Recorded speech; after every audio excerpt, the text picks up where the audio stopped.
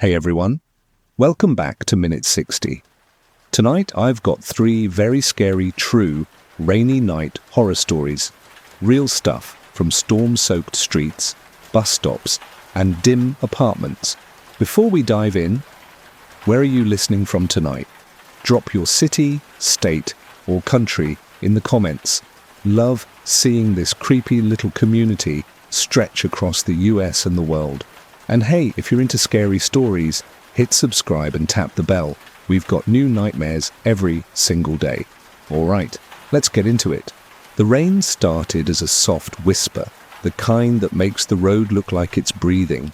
And I didn't mind it at first because it cooled the back of my neck and gave the air that clean, wet earth smell. Streetlights stretched themselves into the puddles like long, shaky ladders, and every car that went by shook those reflections apart like someone stirring soup. My jacket was more suggestion than waterproofing, but whatever, it felt kind of nice, like the city was asking me to slow down a little. I cut down the side street I always cut down, even though the trees lean in there like they want to hear what you're thinking. A gutter up the block coughed out a shiny stream, and the sound was almost like laughing if you didn't listen too hard.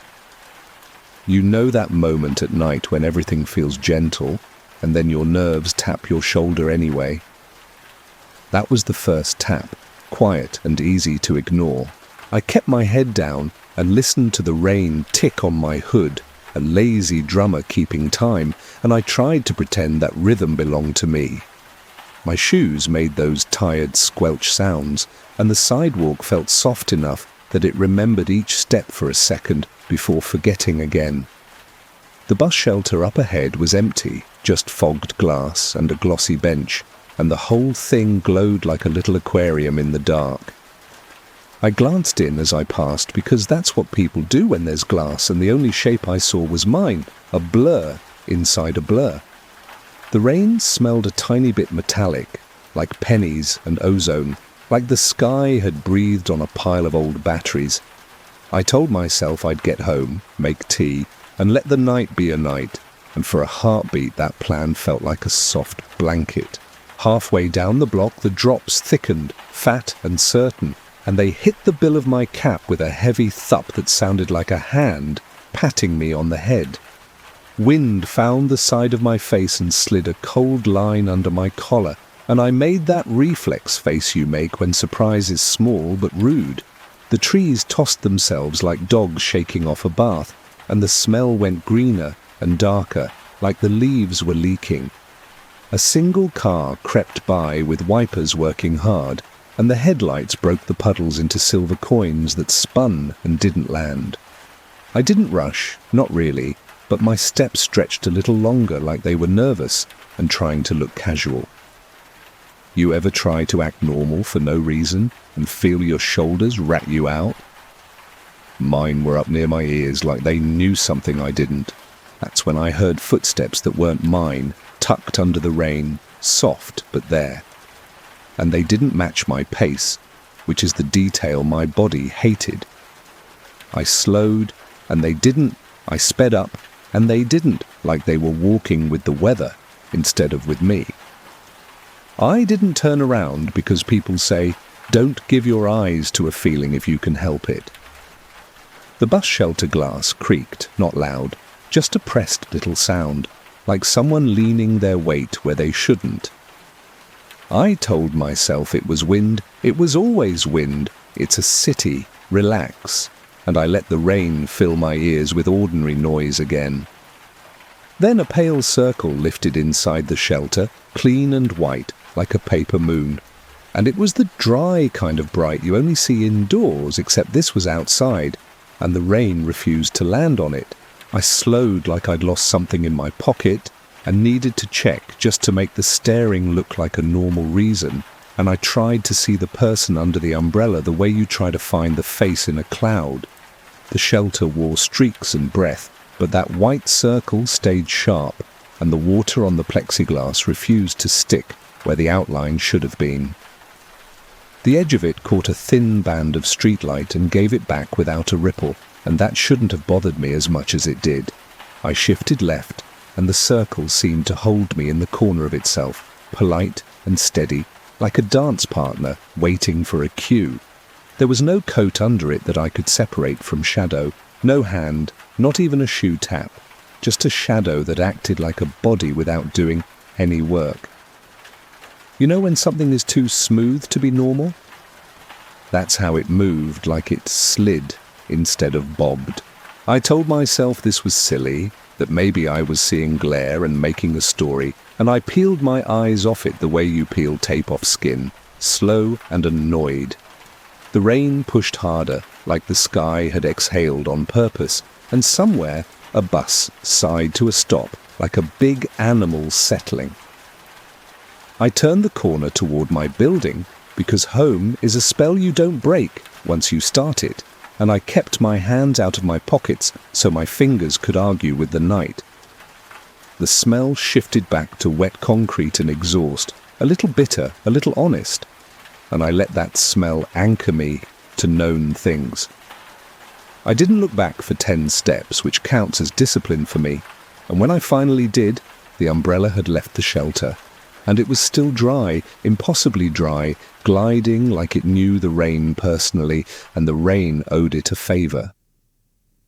That's when my stomach did a small, tight twist, like a screw finding a thread it had been missing. I headed for the alley, because shorter felt safer in a way that doesn't make sense when you're not in the moment, and the mouth of it wore the rain thicker like a beaded curtain. The air in there went cooler by a degree that my arms noticed first, little bumps popping up like the skin had heard the news before I did. A fire escape dripped a steady ping into a metal throat, and the sound chased me down the brick like a metronome I didn't hire. My steps went quiet on purpose, heel to toe, that sneaky pace you use when you're trying not to wake your own house. A window above me glowed a shy yellow, and the blinds moved a little like someone inside had breathed near them, slow and curious. I told myself not to turn around, not in this narrow space with echo and shine, not until the street opened again. The alley smelled like wet cardboard and pennies, and a little bleach from somebody's laundry that didn't quite rinse, and the rain here had a sharpness to it like it came in thinner lines. A downspout gurgled on my left and spat a clean stream that skipped once, as if it had hit an edge you couldn't see. Behind me came a sound that wasn't footfall or splash, more like a fingertip tapping a drum skin, and it threaded into the rain without dissolving. I kept my head straight because I'd promised myself I was the kind of person who could do that, at least for a block. The security light above me tried to strobe and gave up, and in that stutter I saw a round, bright circle pass through the curtain of water without picking up a single drop. My mouth went dry, which is stupid with rain everywhere, and I swallowed nothing. The end of the alley dumped me into noise again, cars, bus brakes, wet tires hissing, and I hugged the awning line where the sidewalk was less soaked. My building showed itself, 5 floors, brick-tired in a friendly way, and the lobby glass wore beads like it always does. I fished for my keys because that's what you do to feel busy, and the ring bit my palm in a way that made me want to apologize to my own hand. I told myself this was fine, this was nothing, this was just a night with weather and a brain with a hobby. I didn't turn around until I was at the door, because I didn't want to teach my fear it could steer me, and when I finally did, the umbrella stopped exactly at the threshold and waited, dry as paper, like the rain had been told to behave. You ever feel the sky hold its breath for you? It felt like that, polite and way too personal. Inside the lobby, the rubber mats smelled like they always do, tired rain and old flowers from the little jar Mrs. Diaz leaves every week, and that should have grounded me, but my shoulders stayed up. The elevator made its old cough and took its time, numbers crawling like a sleepy bug, and my shoes left twin dark half-moons on the tile that felt more like evidence than mess.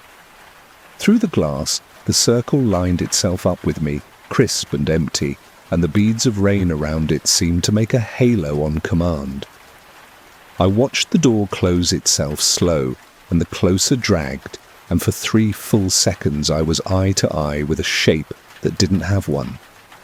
My heart beat a few small, soft punches against my ribs, not panic, just a gentle insistence that I remember I'm here. And in that quiet space, with the rain being honestly loud and the lobby being honestly itself, the night said very clearly, "We can do this again if you want." The elevator took forever like it always does, but tonight the wait felt friendly, like an old dog deciding if it wants to stand. I watched the lobby door finish closing, the closer dragging its little sigh, and that white circle lined itself with the glass as neat as a coin in a slot. No face, no hand, just a dry edge in a wet world, and somehow that bothered me more than if it had grinned. My shoes made tiny kisses on the tile, dark half-moons that looked like quotation marks under my feet. The elevator dinged like it had just remembered its manners, and I got on with that silly half-smile you make when something weird is happening and you want the walls to think you're fine. You ever pretend calm just to see if calm will take the hint? That was me, hands steady, heart doing small, polite punches behind my ribs. The ride up was a little cough, a little rattle, and the light inside the car flickered like it wanted to rehearse lightning. I watched water drip off my hood and make a small constellation on the floor, each star a wet dot with a soft edge, and for a second I liked the normal of it.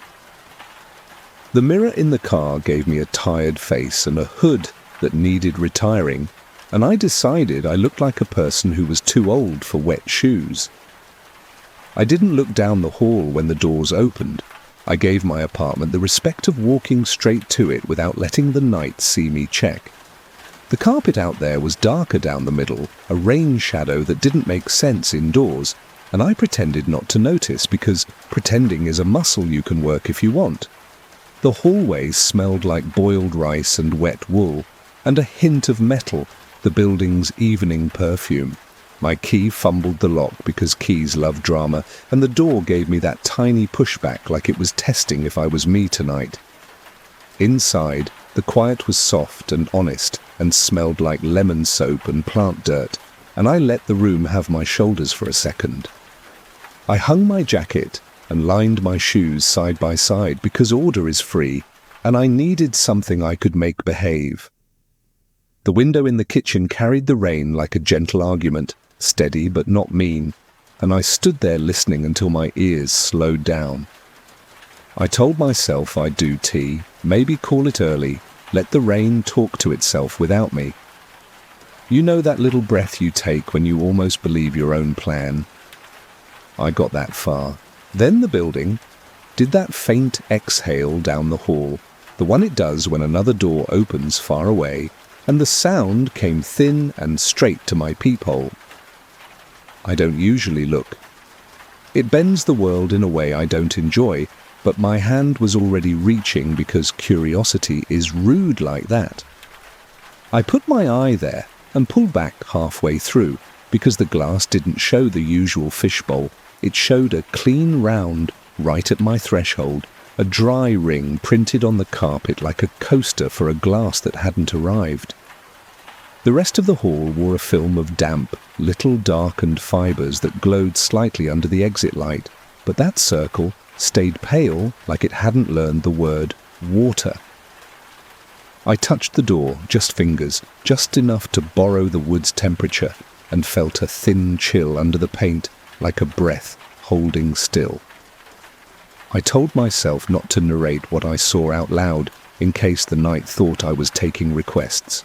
I brewed tea because heat is something you can hold, and the kettle sang its small song and made the cupboard sweat in a friendly way. The steam caught the kitchen light and did that little ribbon dance, and I let my face sit in it until my cheeks were damp and warm. The clock on the stove gave 2 sheepish ticks like it was late for itself, and the rain softened, then returned, a hush and a hiss and a hush again. Somewhere a neighbor laughed and the building swallowed the sound like a sugar cube. My phone lit for a second with no notification, just a glow, just a reminder it existed, and then went back to black like it was embarrassed. You ever feel your apartment learning your breathing? It's cozy until it isn't. 3 soft presses came at the door, not knocks, not really, more like rain deciding to make knuckles. I set the mug down kindly, like noise has feelings, and walked over with the kind of steps that try not to be interesting. My palm found the wood and returned my own heat back to me with a small delay, like a borrowed coat. I didn't say anything because names are food, and I wasn't serving, not tonight. Through the peephole, the hallway carpet showed that dry ring brighter than before, a little halo that made no sense at all. The air between the bottom of the door and the floor felt cooler, a ribbon of night threading under the weather strip. I listened with my whole face, ears, nose, skin, that way you do when you think you heard your name in another room. The rain on the window moved to the edges and left the center clear, which I didn't love, but I decided to let the glass be a weirdo in peace. A little drip somewhere to my right learned a steady rhythm like a person discovering a song they already knew. I breathed wrong on purpose, a new habit from other nights, choppy and offbeat, like I was skipping steps on stairs that weren't there. The wood seemed to lean closer, not physically, just attention, like a friend trying to hear a secret you aren't telling yet. No voice came, which was a mercy with teeth, and the 3 presses didn't return, which somehow felt like a dare. I stepped back 2 paces and the cool on my ankles left, like the temperature had been trailing me on purpose. The dry ring in the hall didn't fade, it sat there neat and patient, a white coin in damp felt. My mug had cooled to that warm, not warm zone, and I sipped anyway just to put heat inside me that didn't belong to weather. The window hissed its rain music again, and the apartment remembered how to be a home. You ever think, okay, that's it, and the night says, or that's exactly the word I heard in the way the pipes sighed. I told myself the smartest move was bed, lights low, let the rain tire itself out without me helping. I brushed my teeth slow, listening to the soft hiss of water and the tiny clink when I set the mug down, like teaching my nerves a bedtime story. The bedroom smelled like clean cotton and that faint wet wool scent my jacket leaves when it hangs too close. I cracked the window a finger for air, and the night slid in cool and careful, bringing the faraway hush of tires and the near hush of drops. My lamp went to its lowest setting, that small honey circle that makes the rest of the room lean into blue. You ever feel your pillow remember your face like it missed you? Mine did, sweet and heavy, and for a moment I floated right on the edge of sleep like a leaf on a puddle. The rain found a softer rhythm, not so much patter as breath, and my ceiling took it up, every creak slow and reasonable. I lay on my side and let my hands cool on top of the blanket, counting inhales to 5, exhales to 7, that quiet trick that makes the body feel held. The window pane wore a thin blush of fog at the corners, nothing dramatic, just proof that inside was warmer than out. Streetlight fell across the floor in a narrow stripe, and dust floated through it like lazy snow, deciding which way to fall. My phone face down on the nightstand glowed once, then thought better of it, and I didn't check because I wanted my eyes to stay soft. You ever talk yourself into calm so gently it almost works? I was right there, weightless and slow, and half sleep arrived in pieces, those flicker frames where you start dreaming before you admit it, and the dream was only rain, thick and silver, falling the wrong way up. The sound in the room changed 2 degrees, like a fan had switched settings, and I felt the air near my ankle go cooler under the blanket's edge. I tucked my foot in without making a show of it, like a shy animal backing into its burrow. The window went quiet for 3 breaths, and then louder, and the loud had a shape to it, like a name said without a mouth. I told my shoulders down. Down, we're sleeping. We're not auditioning for fear tonight. The mattress gave a friendly sigh, and for a long, slow minute, I believed it. Then the room remembered the hall, the way rooms do, and I smelled that wet concrete scent, thin and close, like I'd brought the lobby mats to bed with me. The stripe of light on the floor narrowed and sharpened, as if something just outside the window had trimmed its edges. I turned my head on the pillow, not lifting it, just rolling my gaze, and the glass showed a faint, perfect circle where the fog refused to gather, a dry coin floating on the pane. Rain ran around it with manners, beads parting and rejoining like traffic, and the place that should have been wet stayed clean as breath on hold. My heartbeat didn't speed. It went quieter, like it was hiding inside my ribs. You ever feel watched by something that refuses to touch you? That's worse than a knock. I closed my eyes because that's all I had to shut, and I made my breathing ugly on purpose, offbeat and halting, like climbing steps that don't exist. The circle on the glass held, patient, a halo that didn't bless anything, and the drops traced little roads around it until they forgot the route. A drip in the bathroom learned my rhythm, and I changed it, petty and proud, because small wins count in small rooms. The blanket warmed the air I'd made under it, and fed the heat back to my shins in slow, delayed spoonfuls. I told the pillow my name without moving my mouth, just to prove it still belonged to me. The rain answered with no word at all, which somehow felt like repeating it. Sleep came sideways, like a cat claiming space it was always going to claim, and I let it walk onto me without argument. Right at the lip of it, where dreams start spelling their first letters, I heard 3 soft presses through the door again, polite, spaced, asking, and the wood of the headboard gave the tiniest answering click. I didn't sit up. I didn't gift it a new posture to learn. I let everything stay heavy and slow. The circle on the window faded a breath, then returned, like a coin flipped and caught by the same hand. My mouth tasted like pennies even though I hadn't moved, and I swallowed the taste like a secret. You ever sleep with your eyes closed and your ears open? It's a tired kind of awake that still counts as rest. I tried a story in my head, the kind you tell yourself as a kid. I'm in a quiet house, the roof is steady, the rain is ordinary, nobody says my name unless I say it first. I pictured the bus shelter empty, glass fogged evenly, like frost on a cake, bench wet and stupid, no bright circle asking for attention. I pictured the lobby door with fingerprints and streaks and not a single neat ring where dry didn't belong. The pictures stayed for a few breaths and then blurred the way all nice thoughts blur when the night taps them with a knuckle. I let them blur and didn't chase, because chasing is how you feed it. The room warmed a degree, or I did, and the blanket learned the shape of my shoulder like it meant to keep it. When I finally slipped under, it wasn't a fall, it was a careful slide, like lowering yourself into deep water that says it will hold you. The last thing I felt was the air at the bottom of the door, chill and ease, like the whole apartment was practicing breath with me. The circle on the window dimmed from behind my lids, not gone, just less insistent, like it had decided patience was also a kind of knocking. The rain lullabied the building in its cheap, honest way, and the pipes signed the chorus in little metal ticks.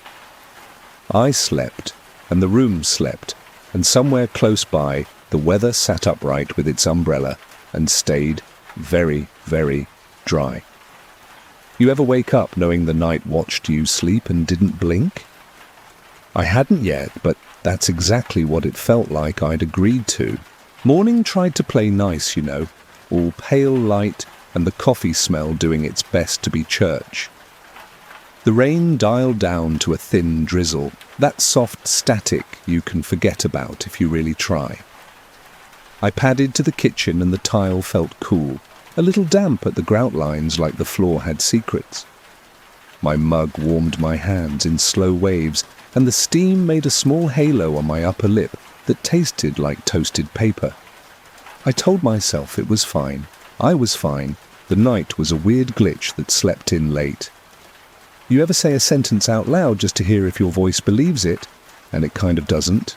I checked the peephole because apparently I'm that person now, and the hall sat there like an obedient dog, quiet, damp, a little dull. The carpet still wore that pale ring right at my threshold, not bright now, just a ghost of neatness in fuzz that should have been messy. I pressed the pad of my thumb to the wood and got the cool back, thin and clean, almost like the door had washed its face before I was awake. Down the hall, the exit light hummed its same off-key note that I never notice until I do. My keys felt heavy on the hook, like they'd been busy without me and needed an alibi. I laughed once, tiny and mean, and the room didn't think it was funny. I ran a quick errand because pretending you have errands is a kind of bravery, right?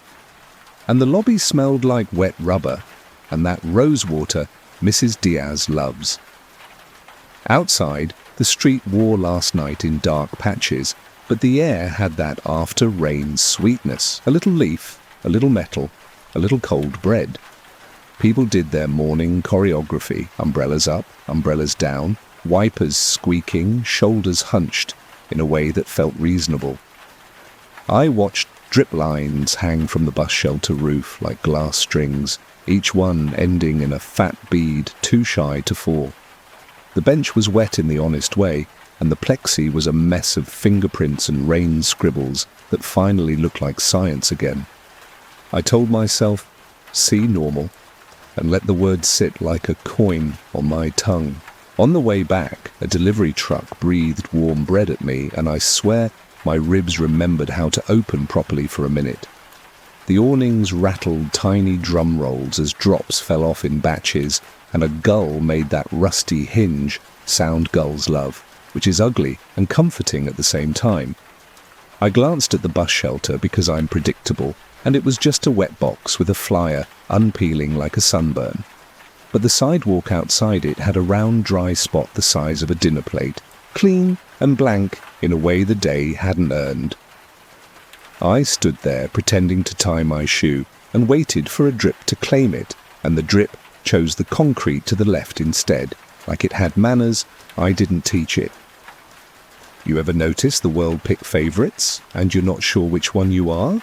Back upstairs I set the grocery bag down, and every little plastic crinkle sounded too crisp in the quiet. The apartment had that faint wool smell again, even though I'd hung the jacket away from the heater, and it felt like the room had kept a piece of last night for me. The window wore fog at the corners and cleared in the middle like a pupil, and I wiped it with my sleeve because habits are louder than reason. My finger left a temporary moon that faded in slow seconds, and then the glass remembered its old trick, a faint, dry circle blooming where breath refused to land. I touched the pane, and it gave me back a cold that felt thoughtful, like it was considering my request. I told it I didn't make one, which is something I'm not sure you can tell glass. I should have napped, but instead I did chores I didn't need, wiping a clean counter, folding an already folded towel, aligning the spines of books like they were teeth. The kettle hissed and sighed, and a bead of water rode the curve of metal like a slow comet that almost made friends with gravity. The clock's second hand stuttered once, caught itself, and then behaved like a kid that remembers their manners when you look. The rain outside thickened and thinned in bands, and the window let the sound in like a friend with news, a whisper first, then the same sentence a little louder. The building made that long, low exhale through the vents that reads as weather, even when it isn't. You ever feel watched by routine itself, like the day is paying attention because you are? By late afternoon, the sky got that heavy belly again, grey stacked on grey, and the first big drops returned with the confidence of people who know your address. I set the lamp low without thinking, like my hands had already voted for evening. The hall breathed once, a thin ribbon under the door that traced my ankles and moved on, polite as a cat. I told myself dinner would anchor me, something warm and boring, but the stove light looked too bright against the new dim. In the peephole, the carpet ring had sharpened back up. Not loud, just certain, like a coaster set out in a house that doesn't keep guests. You ever feel the day tilt a half degree and realize night doesn't need darkness to start? That was the moment I knew the rain wasn't finished with me at all. I told myself I'd cook something warm and boring, let the steam make the windows sweat, and drown the weird in onions and butter. The pan hissed like it had opinions, and the smell was that good heavy kind that makes a room feel owned. Rain started up again with real confidence, a steady hiss that filled the gaps between the cabinets and the clock, like grout for sound. I went low on the lamp so the corners stayed blue and soft, because harsh light makes nerves pick up their heads. My shoulders loosened a little and I caught myself humming, that one dumb song you hum without remembering the words. You ever feel your body try to convince your brain you're fine, like a kid presenting a scribble and calling it a map? That was the vibe. The stove ticked a gentle metronome under it all, and for a minute I let myself believe the night would pass like a train you don't need to board. The window pretty much fogged itself without help, fat breath at the edges, but the middle stayed clear in a way that read as stubborn. I wiped a circle with my sleeve, and my skin felt the glass give back a cold that was clean and thoughtful, like shaking hands with a stranger at a funeral. Outside, the streetlights stretched long into puddles and broke themselves with every car, and I liked the honesty of that. Breaking and mending, breaking and mending. Then the clear middle of the pane made its own decision, like it had been waiting for my hand to move, and a pale ring formed there where fog refused to land. It wasn't loud, just neat, like someone setting down a coaster in the middle of a messy table. I told myself circles happen, pressure and heat and science and all that, and my mouth tasted like old pennies anyway, because belief is a muscle that cramps. The rain rattled on the sill with a new rhythm I hadn't taught it, a little flourish at the end like it wanted applause. I brought my bowl to the couch because the couch makes everything feel like less of a problem for exactly 5 minutes. The fabric had that faint wool smell from last night, washed over and a little grassy, and the cushions did that slow exhale when I sat like they were matching me on purpose. The room felt smaller in the good way, like a tent, and I tucked my feet under me because cold likes ankles first. My spoon clicked the bowl, and the sound was surprisingly loud, a single pebble in a big pond, and the quiet after it felt like listening rather than silence. I took another bite that I didn't want but pretended to, and the window answered with a soft tap that wasn't a branch or a drip.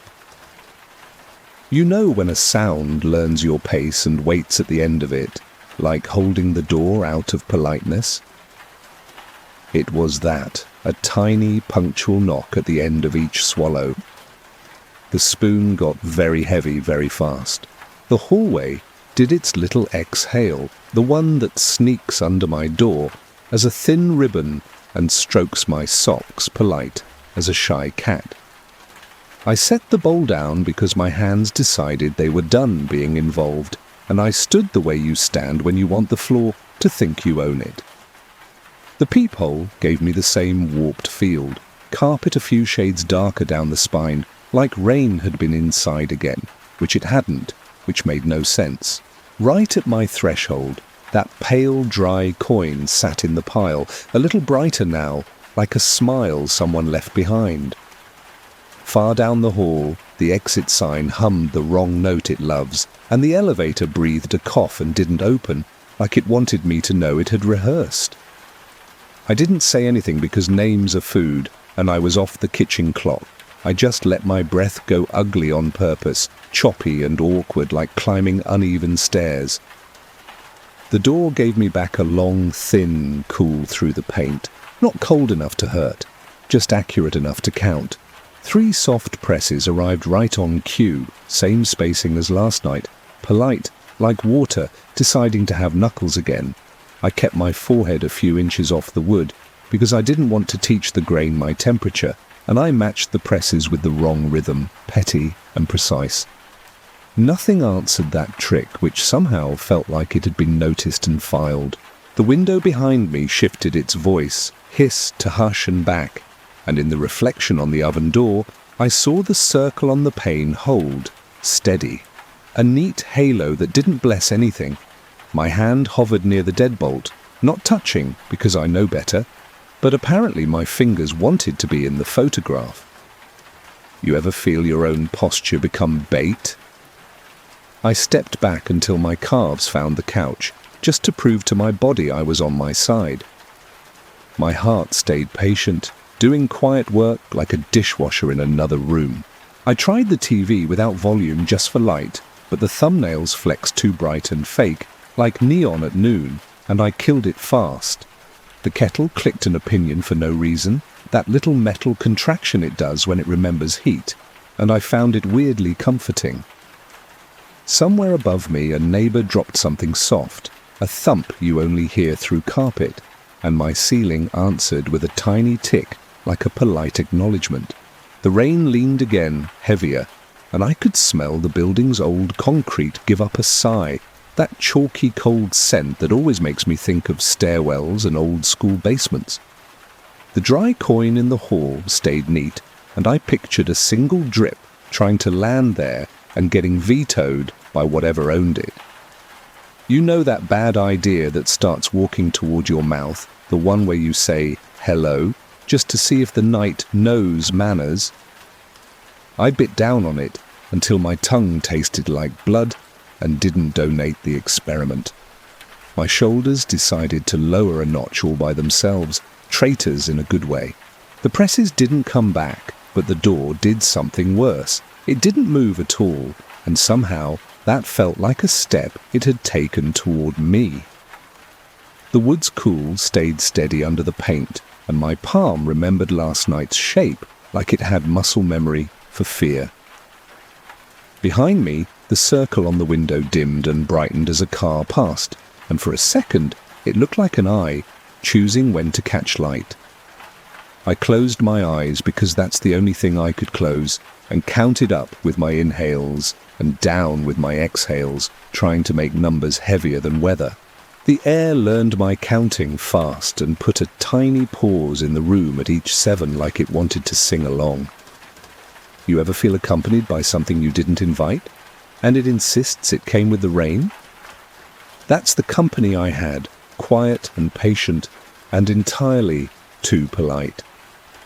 The bowl on the table steamed its last thin ribbon, and the ribbon folded into nothing like it had been told the night had better tricks.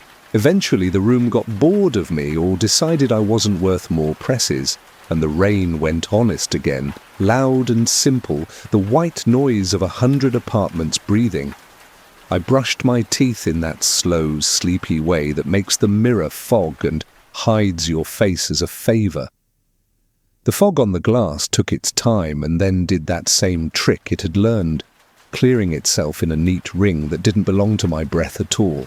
I wiped it with the back of my hand and it came back smaller and sharper, which I took as a promise I didn't want. The bed was cool at first touch and then found me, blanket shaping to my shoulder like it had been waiting to remember. I told my pillow my plan: sleep, don't feed it, let the rain talk to the window instead of the door. And the pillow pretended to agree, which is all I ask. You ever lie down and feel the apartment lie down beside you? Same timing, same sigh. That's what we did, me and the night, at least for a while, until something decided to learn a new rhythm in the dark.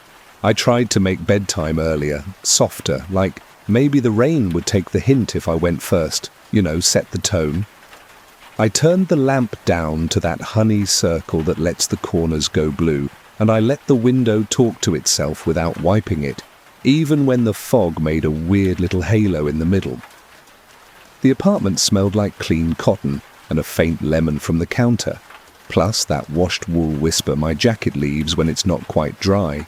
I put my phone face down because I didn't want a mirror in reach, not even a small one pretending to be helpful. The clock ticked like it was embarrassed to be caught ticking, irregular at first, and then finding its manners. My breathing did that offbeat thing I'm teaching it, choppy, skip-step, like walking upstairs in the dark on purpose, because rhythm is a kind of name, and I'm trying not to lend mine out. You ever feel your body study a rule like it's learning a song?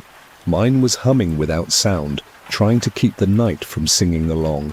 When the building sighed down the stairwell, I knew it before I knew it, the way you recognize a zipper in another room. It was that thin, straight breeze that threads under doors and tastes like concrete and cold handrails, a stairwell kind of air that brings hints of every floor. I got up, even though I told myself I wouldn't, feet light on the rug like I was sneaking past my own attention. The peephole gave me the usual warped spine of the hall, and there it was again, the pale, dry coin pressed into the dark pile at my threshold like a saved seat. Down toward the elevator, the carpet darkened into that rain shadow stripe, the same wrong indoors weather I keep pretending is a trick of bulbs.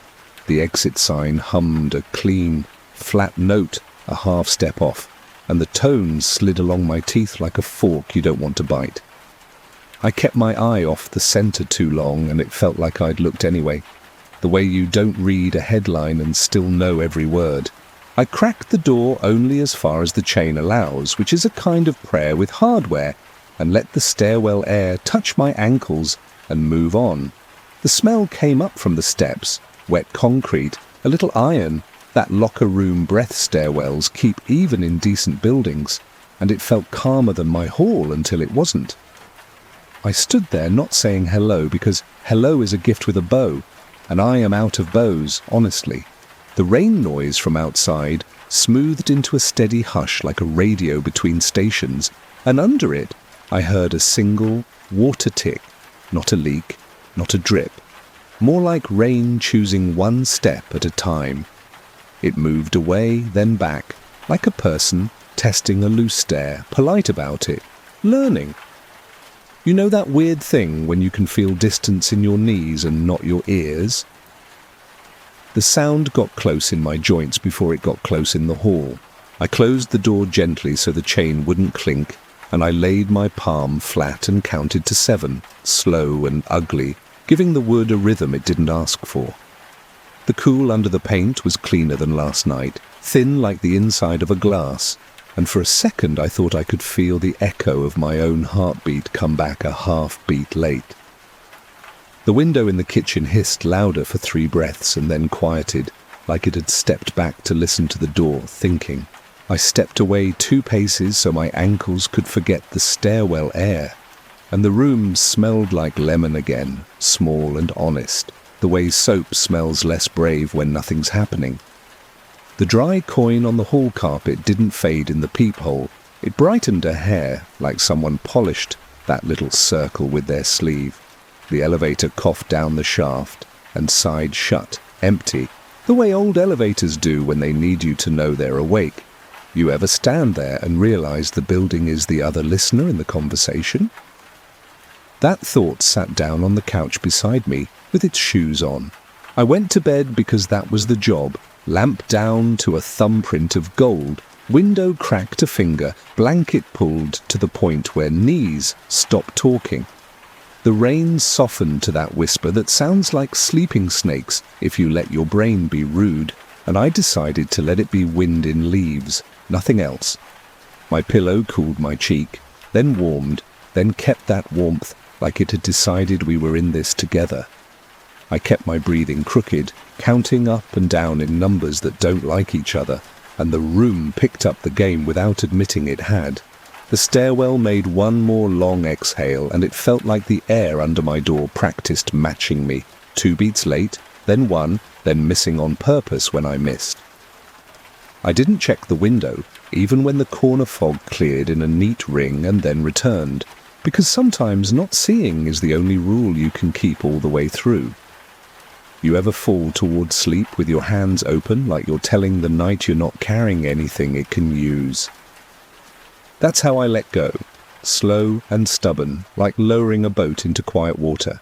Right before the drop, a small thing happened that felt big, a single tap somewhere below my floor, measured and mild, and then a second tap on my floor, and then a third tap above, like a finger moving through the building with the same patience the rain has. It wasn't the umbrella, not exactly. It was the stairwell learning my steps, borrowing the shape of how I come home. I kept my eyes closed because I wanted the sound to think I was already taken, busy, asleep, unavailable for copying. The mattress breathed that slow animal breath beds do when they're finally useful, and I matched it like we'd practiced. The tap stopped, and the rain took its place back, honest and wide, like a crowd resettling after someone stood in front of them for too long. I slept, not deeply, but enough, with the feeling that someone had traced my path with a pencil and left the line to dry, neat and thin, waiting for the next page. I woke up thirsty, the kind of dry where water feels like a memory you can almost lick. The rain was still working the window, soft and even, like it had found a groove and wanted to stay in it. The room smelled like cotton and a little cool metal, that faint radiator scent old buildings never quit. I let the tap run just enough to rinse the nighttime out of the glass, then I stood there listening to the hush braid with the hiss. The lamp stayed low, that thumbprint of honey that tells the corners to keep their blue. You ever move quiet in your own place just to see if it'll move quieter back? That was me, testing the floor like it had opinions. Down the hall, the building took a thin breath, stairwell air threading under the door with the taste of wet rails and dull iron. My hand went to the peephole without asking me first, like it had a magnet in it, and the door was the other half. The carpet outside held that pale ring again, neat as a coaster, sitting right at my threshold like a saved seat. Farther down, the runner wore a wet dark stripe down its spine, rain shadow where no rain belongs. My ribs did that little bristle, even though my head said nobody's out there. Then the elevator dinged one soft note, and the doors slid open, slow, empty, and patient, like a mouth practicing hello. I stood still because stillness is the cheapest trick I own, and sometimes it works. The air under the door cooled my ankles in a polite ribbon, then eased off, then returned like it was learning my pace. I set my breathing ugly on purpose, offbeat and halting, so the room couldn't borrow it without stumbling. A pipe above me ticked 3 times, not quite rhythm, just little reminders that metal keeps score. The elevator didn't move. It inhaled its tiny hum and held the doors wide. You ever feel a hallway wait for you the way people wait for meetings to start? That hush sat outside like it had brought a folder with my name on it.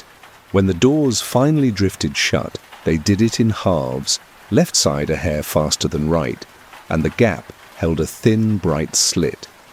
In that slit, for a single second, a white circle hung at knee height, dry and clean, like an umbrella edge pressing where weather shouldn't be.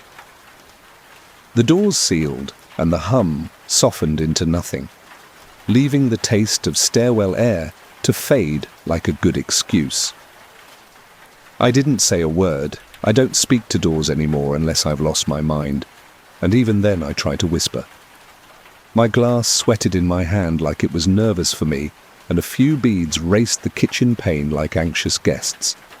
I set the glass down too gently to be brave, and the room pretended not to notice my hands. At the bedroom threshold, the rug looked darker in a neat, round way, a halo the size of a dinner plate that hadn't been there before. I touched it with 2 fingers and found cool, not wet, the temperature of bus shelter plexi on a long night. Dumb as it sounds, I laid a towel over the spot like geometry could be a spell, and smoothed the corners flat. The edges drew damp in a faint ring while the center stayed dry, obedient as fresh laundry at the worst possible time. I didn't lift it to check, not tonight. I just let the rule be a rule I'd made up. You know when you know a picture would live in your head forever? I kept that frame unopened. I sat on the bed and let the building talk to itself. Pipes clearing their throats, neighbor shifts, that tiny clock embarrassment when the second hand stutters, then acts normal. My phone stayed face down because I don't need another mirror after midnight, not even a helpful one. The window breathed in fog at the corners and out again, like the glass had learned a slow yoga, and I decided not to wipe it. I counted, ugly and off-kilter, the way you count stairs in the dark when you're not sure how many there are. The rain leaned heavier, then eased, like it couldn't make up its mind about my block. I let my shoulders sink into the mattress and pretended that was leadership. Right when I was almost good, the elevator dinged again without my button, softer than before, like an apology.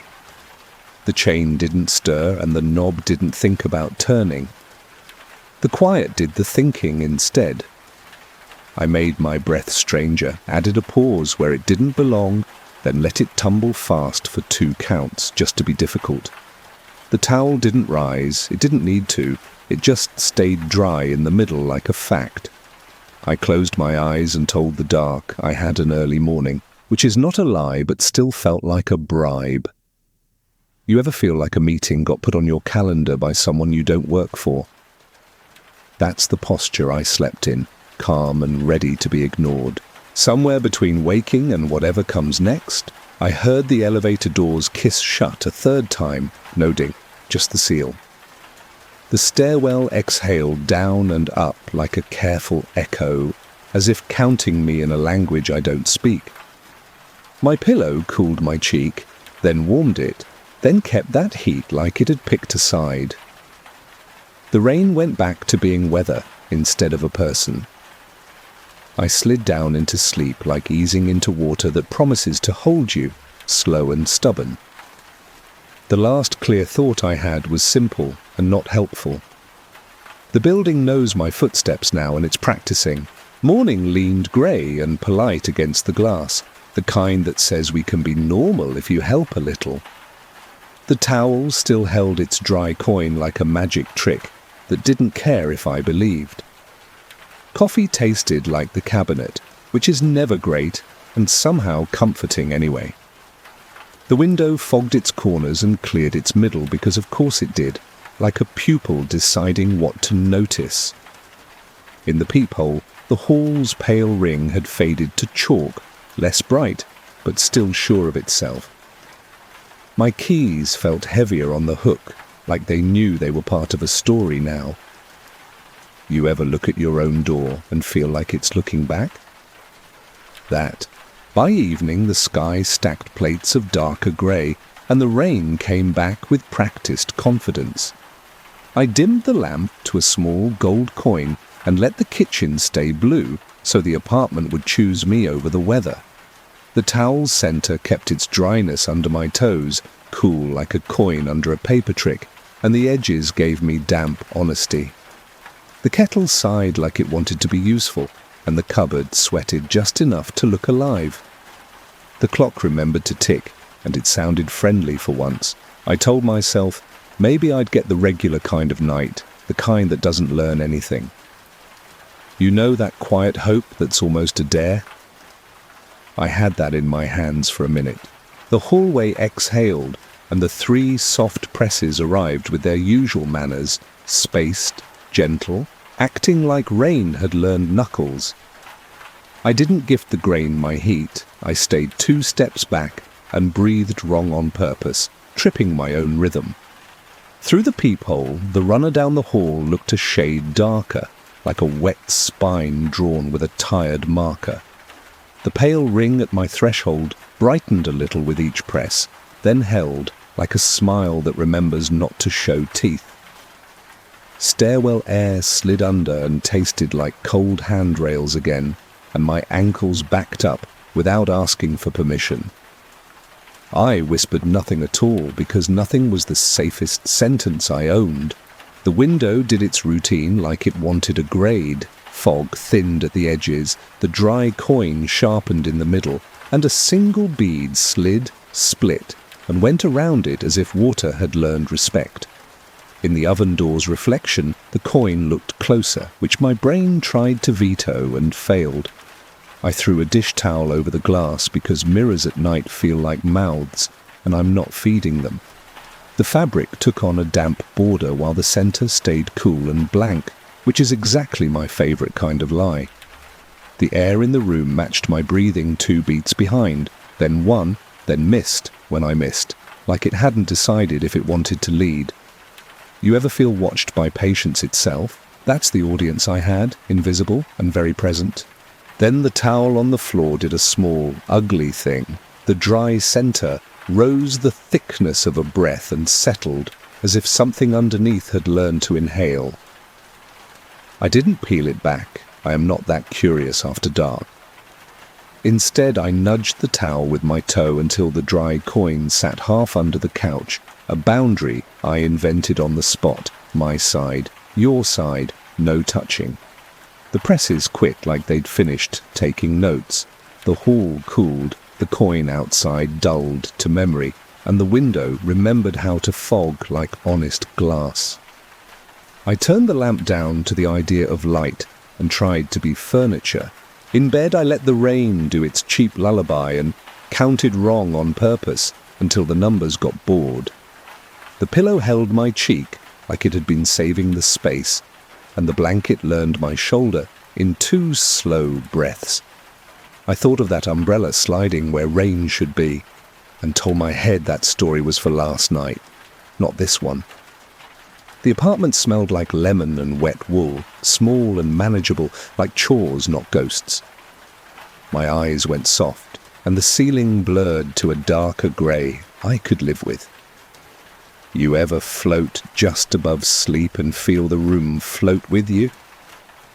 That was the level we chose. Right at the lip of it, the towel under the couch moved again, not up this time, forward, a hush of fabric that shouldn't carry but did.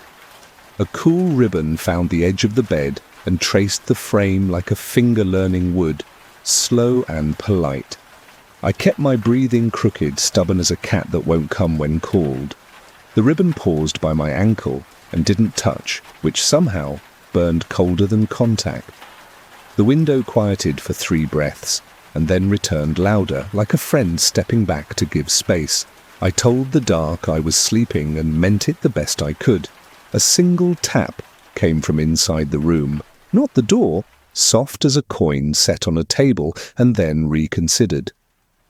The lamp hummed its tiny bee, brave and useless. The mattress breathed with me like we'd trained for this, and I let it be the louder of the 2 of us.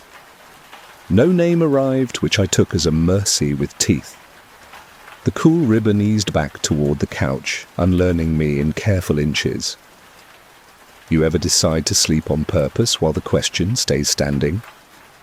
That's what I did, and the question waited, polite as rain.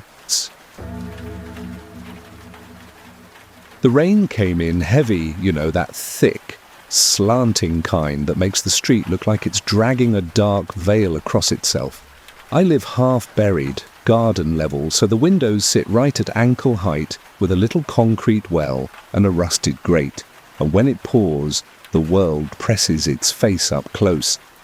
The drains were already losing the argument, and little rivers braided through the leaves and cigarette butts like they had somewhere nicer to be.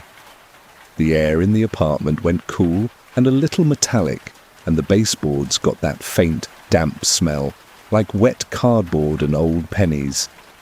I made tea I didn't want and stood barefoot on the thin rug, listening to the water chew at the curb above me.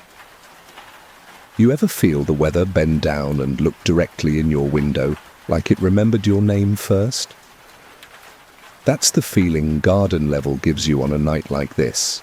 I wiped the lower glass with a dish towel because it had fogged up in this weird, polite circle that didn't match where my breath should have been.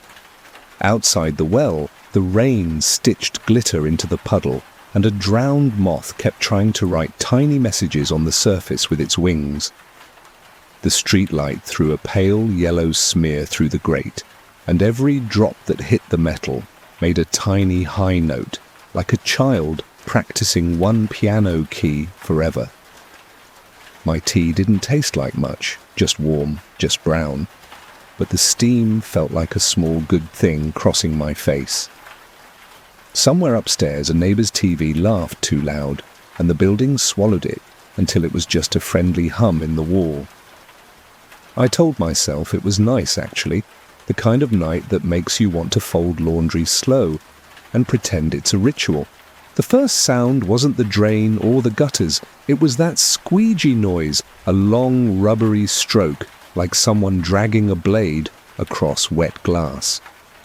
I froze because nobody's hand reaches this window from outside, not with the drop into the well and the grate bolted on with paint and stubbornness. The blade sound went top to bottom, then bottom to top, patient, and the fog cleared in a neat path an inch wide, like a single finger had drawn it with purpose. The cleared strip didn't bead new water, it just stayed clean, a dry highway through rain, which made my throat feel weirdly tight. I knelt to look, slower than I needed to, because sometimes pretending you're calm actually buys you a second. You ever crouch down into your own nerves and feel them meet you halfway? That's what my knees did, shaky but obedient. Down in the well, the puddle lifted and fell with the storm's breath, and the grate wore a skin of water that rippled when the gutter above changed its mind. No face in the glass, no reflection except a blur that should have been mine and somehow wasn't lining up right. The squeegee sound came again, slow and neat, right across where my eyes would have been if I pressed my forehead to the pane, which I didn't. A snail inched along the concrete lip, like it was walking the edge of a plate, and even that tiny scrape sounded too loud. The cleared strip widened 2 inches now, like someone laying down lanes, and the fog on either side thickened, like it had been told to wait its turn. I said nope in a very quiet voice to absolutely nobody, and the room acted like I'd given it a cue. I pulled the tiny curtain because that's what you do when you don't want to know the next part, and the fabric stuck to the damp in a little kiss that made me wince. The rain on the grate picked up a new rhythm, hiss, hiss, pause, hiss, like a breathing exercise I didn't sign up for. The radiator clicked once like a metronome getting the band's attention, and the hallway outside my door exhaled its usual stairwell air, thin and a little iron, as if the building had leaned in to listen. I wrapped the towel tighter around my hand like that meant something, and the tea cooled into a sweet that wasn't sweet, more like memory. I told myself I'd put on socks because warm ankles is a spell my grandmother believed in, and right then I would have tried anything. You ever stack tiny comforts like sandbags and pretend the water respects that? Yeah. When I finally peeked again, just thumb and forefinger parting the curtain, 1/2 inch, no heroics, the cleared strip on the glass had become an oval, fog fleeing from a shape that wasn't touching it. The oval sat exactly where a face would sit, if a face could lean through rain and grate and air without having a body attached. No features, no eyes, just the clean absence of water, shaped like attention. And behind it, the streetlight kept pulsing like a heartbeat it had borrowed. The puddle in the well stilled for 3 heartbeats, and then broke into busy hands again, pattering, like nothing was wrong. I let the curtain fall back because that was the only door I could close without making noise. I said, "Not tonight," soft and stupid, to a window that doesn't negotiate, and the squeegee sound answered one last time, patient as a promise. I kept the curtain down because fabric feels like a rule, even if it's just a suggestion dressed up as bravery. The rain leaned harder on the grate, a steady hiss that filled the spaces between the radiator clicks and the little fridge hum. like mortar between bricks. I made myself stand in the soft lamplight and do nothing for a full minute just to prove I could live in a room and not in a window. The apartment smelled like damp concrete and lemon cleaner, and the rug held a cool that climbed my ankles in patient little inches. I told my shoulders to fall, and they did, one notch, the way stubborn things surrender when nobody's watching. You ever convince yourself you won by not moving? I tried that win on and it fit. For exactly the time it took the drain to choke, the sound started low, a glug from the well, then a high, thin whistle like the pipe was sucking rain through a straw. I cracked the curtain with 2 fingers and squinted because pretending you don't really want to see sometimes softens what you do see. The water outside sat higher than before, lapping at the first row of bricks, and each drop from the grate stitched little rings that ran into each other and forgot their names. In the centre of the glass, the clean oval had sharpened, clearer than anything else, and the fog at its edges made a soft halo-like breath on a mirror. I remembered how my grandmother used to say, "Don't let weather learn your face," and for a second I missed her kitchen and its bright, bossy light. I let the curtain fall because I did not want to lend the rain my outline. I put on socks the way you armour up for bed, slow, with too much care, and sat on the floor beside the radiator because heat is a story I understand. The metal had that quiet tick it makes when it's not actually working hard, but wants you to know it's trying. My mug had cooled into that flat warm that isn't really warm, and I drank it anyway to keep my hands occupied. From the window came the soft, rubbery squeegee again, top to bottom, bottom to top, like someone erasing fog with patience and a plan.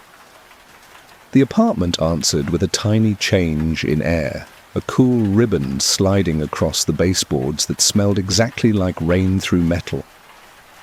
You know when a draft has a personality and you hate that you notice? I noticed and I hated it gently, did it. I checked the glass one more time because apparently I live here now, in the land of just one more peek, and the oval had shifted a finger's width toward the latch. Not a face, still not a face, just a very clean nothing shaped like attention, and behind it the streetlight pulsed once, like a camera flash that forgot to stop. The puddle in the well was up another inch, licking the bottom edge of the grate with neat, swallowing sounds, and a leaf swam slow circles like it had decided on a route. A shadow moved on the sidewalk above, human maybe, umbrella maybe, and the well light bent as if to greet it, but the oval did not blur. It blinked, though, not a close and open, more like a dimming and a return, as if the rain behind it had taken one held breath. The sight made my tongue taste like a battery for no good reason, and I said nothing out loud so the room wouldn't learn the shape of my fear. I backed away and did small human chores because tiny order is good medicine. Fold a towel, realign the books, wipe a clean counter, and pretend it thanked you. The hallway outside exhaled its stairwell air, thin and a little iron, and the door settled in its frame like it had decided to be a door tonight, and not a mouth. I lowered the lamp to a softer coin, and the corners of the room turned that calm apartment blue that makes everything feel like a painting of itself. The rain shifted from hiss to hush and back again, and somewhere upstairs a chair scraped politely across old wood. I breathed ugly on purpose, offbeat and wrong, because rhythm is a kind of name, and I don't hand mine out after dark. You ever hear a room practice your cadence 2 beats late and then catch up? The radiator did that, which felt rude and weirdly intimate. When I finally lay down, I did it sideways to the window so the glass couldn't borrow my profile, and I pulled the blanket to that exact place where you stop noticing your knees. The mattress gave a friendly sigh and kept it like a slow animal making room without moving. I closed my eyes and counted in a pattern I hadn't used before. 4, 7, 2, 5, nonsense on purpose, a little fence for my thoughts to trip over. The curtain lifted a whisper and settled, not from wind, from the room, remembering it holds air that moves, and I told myself that was fine. The squeegee sound came one last time, patient as a bedtime story, and then the well outside burped a quiet, satisfied note that made me picture water just touching the glass.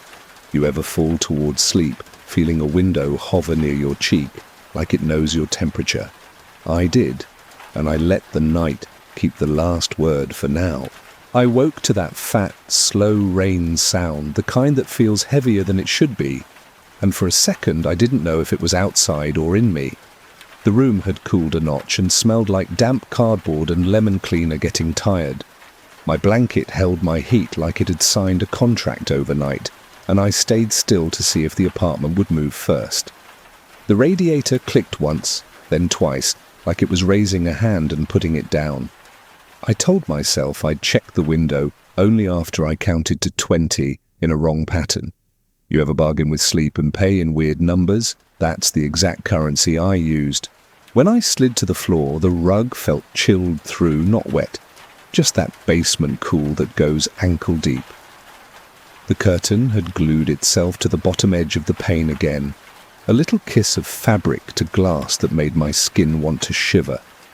I peeled it back 2 fingers worth and saw the well outside brimming to the lip, water quivering like it wanted to climb. The grate wore a silver skin and the drops stitched tiny rings that didn't last long enough to be names. Right in the middle of the pane, the clean oval sat where a face would live if faces were made of absence. It didn't blur, and that shouldn't have felt like a decision, but it did. The drain made a throat noise, a bubble that sounded more human than plumbing gets to sound, and a thin ribbon of water slid against the glass from the outside. It didn't sheet across, it curled around the oval the way gulls curl around nothing on windy days.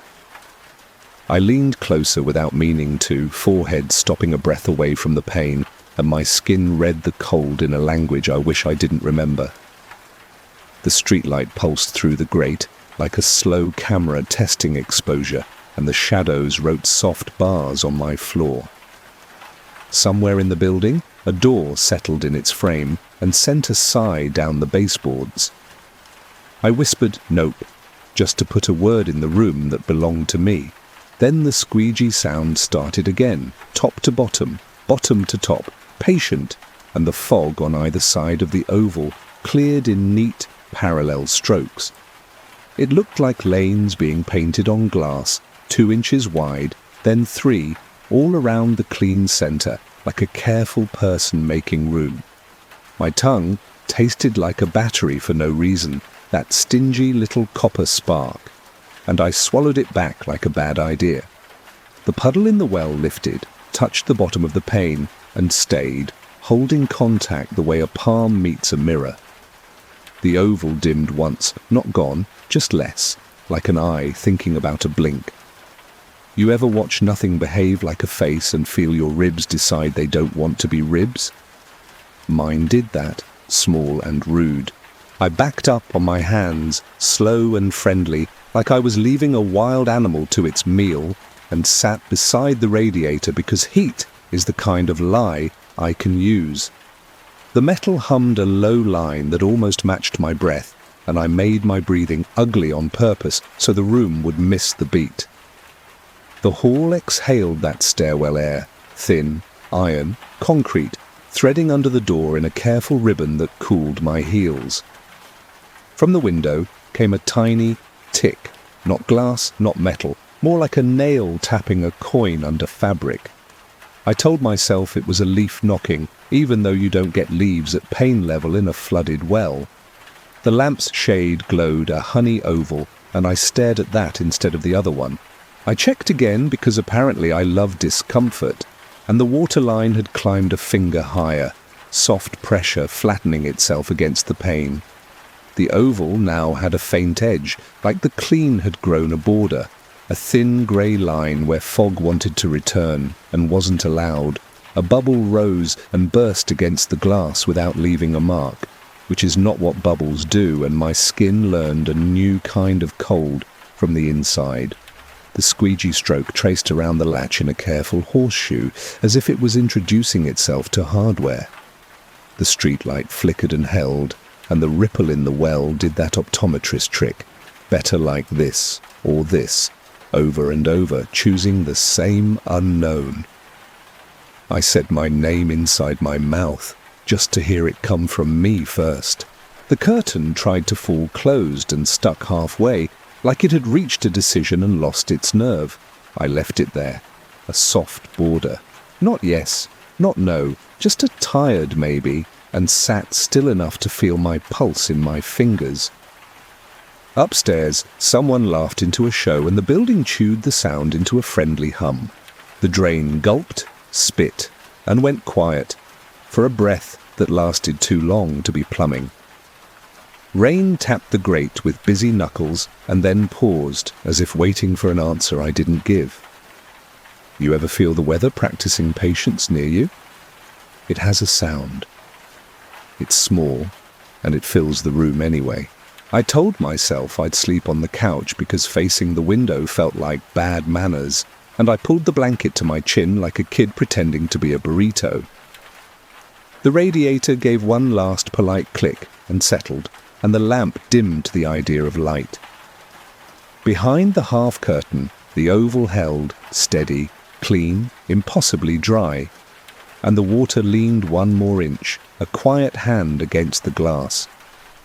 I counted wrong on purpose until numbers turned to shapes, and shapes turned to nothing useful. My eyes softened without closing, and the ceiling blurred into a calmer grey.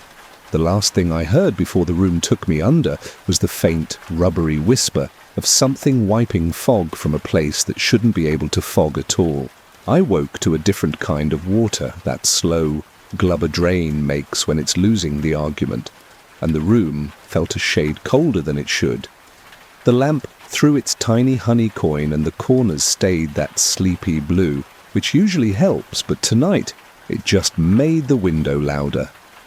The curtain clung to the pane at the bottom edge again, a damp kiss I could feel in my teeth.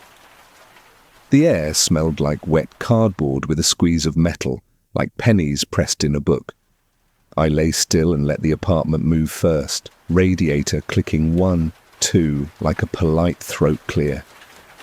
You ever try to hold still enough that a sound will get bored of you? I gave it that chance and it kept talking anyway.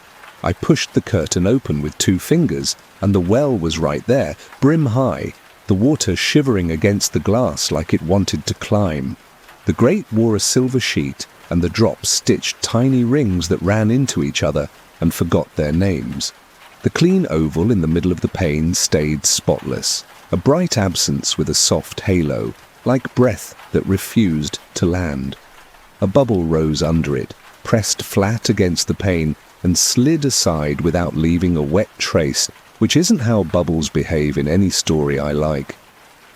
Somewhere toward the alley, a pump should have kicked on. I've heard it on other storms, but the night didn't give me that mercy. I whispered, "Come on," to old machinery that can't hear feelings.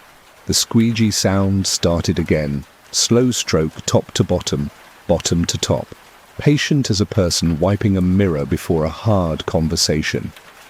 Fog cleared in lanes around the oval like someone painting a careful frame. 2 inches, then 3, neat and even. I leaned closer without meaning to, forehead stopping a breath off the glass, and the cold there had an opinion about me. The streetlight through the grate pulsed once like a slow flash that forgot to end, and the shadows drew soft bars across my floor. The drain burped a low complaint and then went quiet, which is worse than noise when water has ideas. You ever hear patience become a tool? It has a rubbery sound when it drags across glass. I typed a message to the landlord, wells flooding again, pump quiet, window acting weird, and just stared at it, thumb hovering, because writing it made the room feel like it had read over my shoulder. The cursor blinked like it was breathing with me, 2 beats late, and I hated that small coincidence enough to back out. I set the phone face down because I don't need another mirror after midnight. The radiator made a soft, encouraging hum like it was choosing to be on my side. And I took that petty kindness. I breathed wrong on purpose, offbeat little stutters, giving the room a rhythm it couldn't borrow cleanly. You ever throw a bad dance at a problem? That's how I win small. A new detail showed up, and I wish it hadn't. A bead formed on the inside of the glass. High right, not fog, not condensation. An honest drop, fat and clear. It thickened, thought about falling, and then slid along the pane's curve until it reached the edge of the oval, where it split politely and went around, leaving the center dry and smug. I caught the runoff with a dish towel more for theatre than success. Hands steady, breath stupid. The fabric darkened at the edges and stayed pale in a neat circle in the middle, like the towel believed in the same rules the window did. My tongue tasted like a battery again, stingy and cheap, and I swallowed it back like a kid, hiding a bad word. The drain in the well gave one small, hopeful gulp, and then remembered not to help. I pressed my palm to the sill and felt the cool seeping through like a ribbon, thin and exact, not unkind, just informed. The curtain swayed without a draft, barely, the way breath moves fabric when someone's telling a secret up close. From the pane came 3 little thumps, not knocks, just soft pressure pulses, polite as a neighbour asking if the volume is okay. The oval dimmed a shade and came back, not a blink, more like consideration. Outside, a snail rode the waterline like a lazy boat and still managed to sound too loud for its size. You ever realize the quiet is asking questions and you don't know the words to say no? That's the scale of it. I tried a practical nothing, folded a second towel and wedged it along the sill, a tiny dam on the side of the world I get to claim. The fabric cooled quick, edges wicking damp, center refusing, the same coin trick rehearsed in new cotton. The pump stayed silent, and the grate sang its one-note piano every time a drop hit just right. I pictured the landlord's text coming through at 8 a.m. with an apology and a shrug, and I made peace with the idea that morning is a rumour. The lamp dimmed to a softer gold and the corners went blue again, painting the room back into itself. I sat on the floor and let my back find the radiator, like the old friend it is.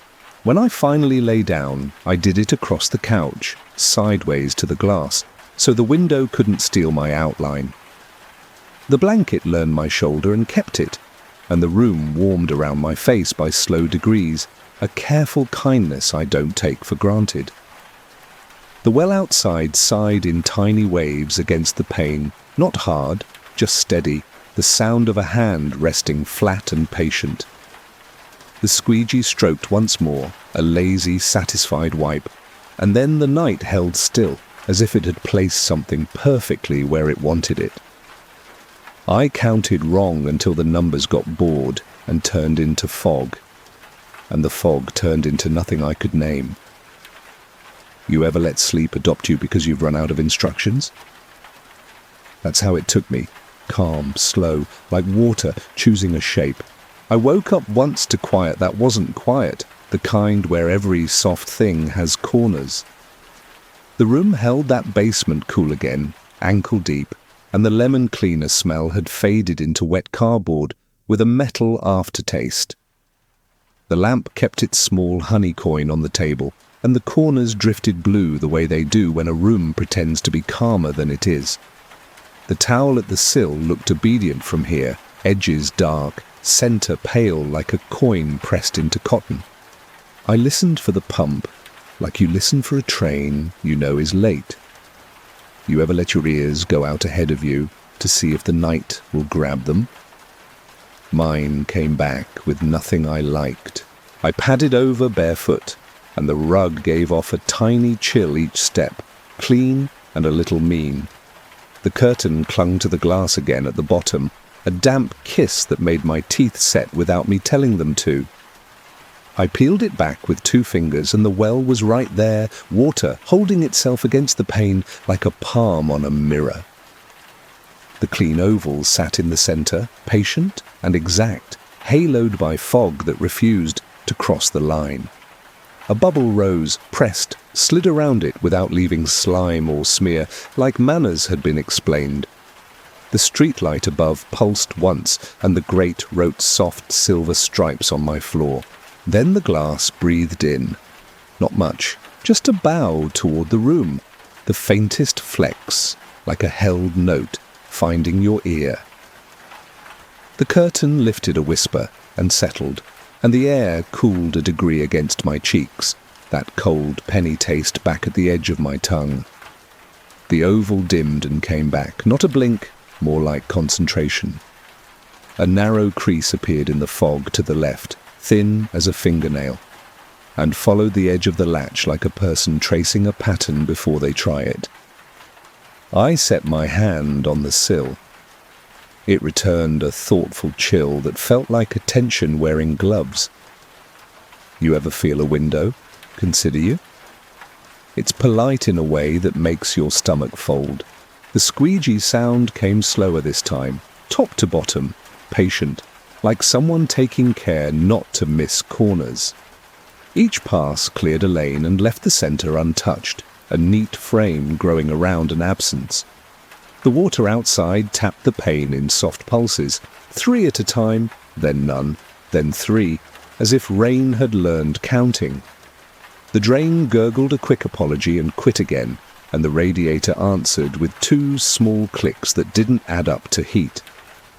I breathed wrong on purpose. 4, 7, 2, 5, ugly little counts that make rhythm trip over itself. The glass flexed once more, smaller, like it was trying not to be rude. I did a practical nothing, because that's my specialty. Slid a second towel against the sill, then a folded hoodie on top, then a book on top of that, like wait could be a sentence. The fabric drank at the edges and kept the middle clean, which would have been comforting if it hadn't matched the window's bad joke. The book picked up a faint, damp ring on the cover, perfectly round, and my thumb found the cool shape without meaning to. I set it down face first, like that would make the circle unlearn itself. The room smelled stronger of iron now, like a handrail after too many palms. You ever build a small dam and feel like you taught the river a new word it likes? That was the flavor of my mistake. From outside the grate, footsteps passed, rubber soles skimming through puddles, and the light bent across the well like a curtain tugged by a kid. The oval didn't blur with the shadows, it stayed steady, and the water bowed around it like a crowd parting in a hallway. The curtain in my hand trembled a little the way fabric does when somebody's talking too close to it. I let it fall, and it stuck halfway, a half yes that felt exactly like me. The apartment held still after that, the way rooms do when they're listening to see what you'll do next. I told it, softly, not a thing, and meant it like a bedtime rule. I lay back on the couch sideways to the glass, so the pane couldn't borrow my profile. Blanket pulled to the point where my knees stopped making arguments. The lamp went lower, just the idea of light, and the corners settled into their gentle blue. The well sighed against the pane in little waves, patient and sure, and the squeegee whispered one last slow stripe like a good night. I counted wrong until the numbers dropped their faces and turned into soft shapes I didn't need. My eyes went heavy in that warm, weighted way that feels like being handed back to yourself. You ever drift off while a question stands in the doorway and promises to wait? I did, and it kept its word. The quiet changed before the sound did.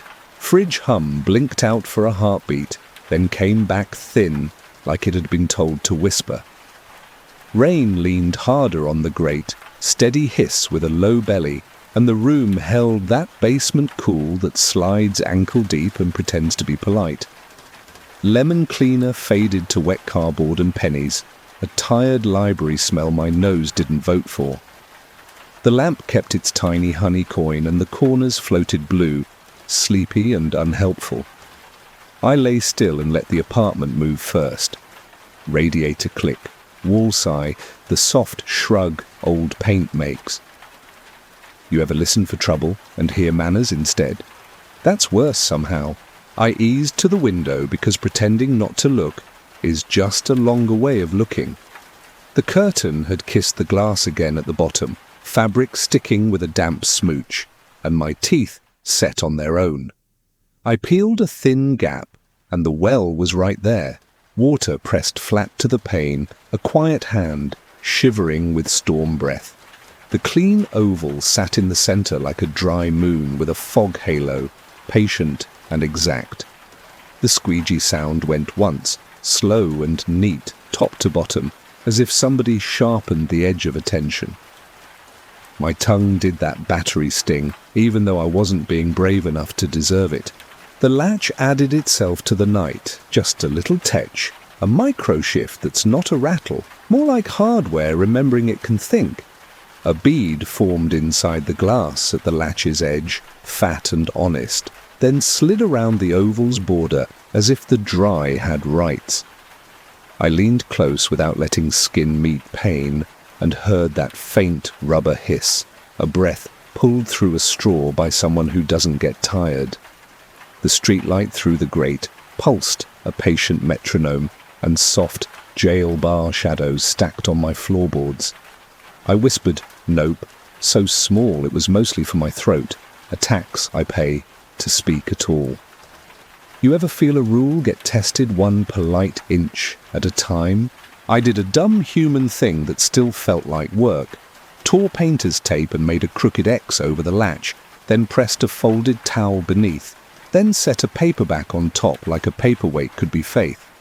The towel edges drank cool, and the centre kept that neat coin, the window's favourite joke retold in cotton. The tape showed a faint ring right in the cross, perfectly dry, like even adhesive learns. My thumb found it without meaning to, and came away with nothing, no damp, just the shape of a circle my skin already knew. I laughed a tiny mean laugh at myself, and the room didn't clap. The squeegee answered anyway, slow as a bedtime story. The hallway sent in its stairwell air, thin, iron, handrail breath, threading under the door in a ribbon that introduced itself to my ankles before it left. 3 soft pressure taps came from the glass, not knuckles, just thup, thup, thup, gentle as rain pretending to have fingers. The radiator clicked, then clicked again, 2 beats late, like it had learned my ugly breathing and tried to keep up. I changed my rhythm on purpose, 4, 7, 2, 5. Dumb counts with sharp corners, so the room would trip if it borrowed them. The curtain trembled without a draft, just that fabric flutter people make when secrets get told too close. You ever feel patience lean in? My phone lit the table without a notification, just a white square on the honey of the lamp, and in that glare the oven door threw me a reflection I didn't want. The dry coin on the window looked closer in the reflection than in the glass itself, which is not a thing mirrors are supposed to do for free. I tossed a dish towel over the oven, and the fabric drank a ring at the edge, centre, staying blank, like a mouth pretending to be shut. Outside, the grate sang its one piano note when a fat drop hit perfect, again and again, like a kid practicing the wrong key on purpose. The well water made a low glub that felt more like a thought than plumbing. I told the room, that's enough, which is not a spell, and sometimes still works. I backed away in small steps because creeping backward feels less like losing. The couch gave me its slow exhale and I took it, blanket up to where knees stopped talking, body turned so the pain couldn't steal my profile. The lamp dimmed to the idea of light, the corners softened to painting blue, and the radiator hummed a line I tried not to match. The painter's tape on the latch held, towel obedient, book stubborn, a tiny altar to rules I keep inventing. The squeegee dragged one last lazy stripe, like someone cleaning up after a party I didn't attend. You ever let yourself be furniture so the room will get bored? That was the plan. Right at the edge where sleep starts bargaining, the latch made that again, half a thought, not a move, and the towel lifted the thickness of a breath, then settled, as if the window had remembered how to inhale. The well outside sighed against the pane in little patient waves, hand to mirror, hand to mirror. I made my breathing uglier, a petty act of privacy, and the apartment missed a beat trying to borrow it. The tape didn't peel, the book didn't slide, the coin in the middle didn't blink, which somehow felt like blinking anyway. I closed my eyes like closing was a job I could do right. And in the soft quiet after, the glass bowed the smallest hello toward the room, like it had finally learned my name and decided to use it later. The quiet blinked first, the fridge hum slipped out for a heartbeat and came back thin like it had been told to whisper, and the lamp's little honey coin dimmed and steadied. Rain leaned hard on the grate again, not splashy, just that thick hiss that fills the edges of a room like cork for sound. The air had that wet cardboard and penny tinge, clean in a tired way, and the rug kept its cool ankle-deep, like the basement was trying to be polite. I lay still and let the apartment announce itself. Radiator click, wall sigh, that soft paint settle that sounds like an old book breathing. You ever try to make stillness into a rule and feel the night nod like it understands you a little too well? The pump finally woke with a hoarse throat, a low grind that travelled the baseboards like a train deciding to move. Water in the well sloshed lower, and the pane gave a small, relieved tick. I felt more than heard, like glass exhaling. I let my shoulders stand down half an inch and told the room, good, quiet as a coin dropped in a jar. Then the pump coughed, sighed like an old man choosing a chair, and stopped, leaving a bright, hard silence that let the rain rush back in. You ever feel gratitude flip to dread faster than a light switch? That was my stomach, turning the page without reading. I peeled the curtain 2 fingers worth and knelt because apparently I like making my knees part of the conversation. The well had already climbed a knuckle, the water's skin holding against the pane like a palm that meant to stay. In the centre, the oval sharpened, not a face, still not a face, just clean absence with a thin grey border where fog wanted to exist and couldn't. The squeegee drew a slow lane along the left edge, top to bottom, then matched it on the right, patient and neat. The tape I'd crisscrossed over the latch looked fine, but the glue felt colder under my thumb, and somehow I knew that meant learning, not help. I thought about recording, then remembered what mirrors do to nights, so I set the phone face down on 2 paperbacks like a small, friendly gravestone. The oven door got a towel again because reflections are mouths after midnight, and I have no snacks to share. The towel at the sill kept its joke, edges dark and honest, centre a pale coin that refused to graduate to wet. I pressed my palm flat to the wood and got back a thin, accurate cool, like the frame was taking my temperature in a quiet, fussy way. You ever feel a house check your pulse like it's filling out a form? A ribbon of chill sneaked along the baseboard to my right, clean as a ruler line, and a darker stripe appeared on the towel where it shouldn't, curved, shy, then stopping with good manners. The dry coin slid a half-inch toward the couch, as if the fabric had shifted on its own breath, which it hadn't, which I refused to prove. Upstairs, someone laughed into a show, and the building chewed the sound into a friendly hum that made me want to forgive it everything. The hall outside exhaled stairwell air, thin, iron, a touch of old raincoat, and my ankles stepped back without permission. 3 polite thups came from the pane, gentle as knuckles taught by weather. The pump tried again, a shorter grind that felt hopeful in a way I hated, and the well line dipped and steadied. The pane made a quiet bow toward the room and straightened, like listening and deciding not to answer. A fat bead formed high right on the inside of the glass, thought about dropping, then slid, met the oval's border, split with manners, and went around. I caught the runoff with the corner of a dish towel just to prove my hand still got a vote, and the fabric did its same trick, edge dark, center coin. You ever watch water behave like it knows a rule you don't?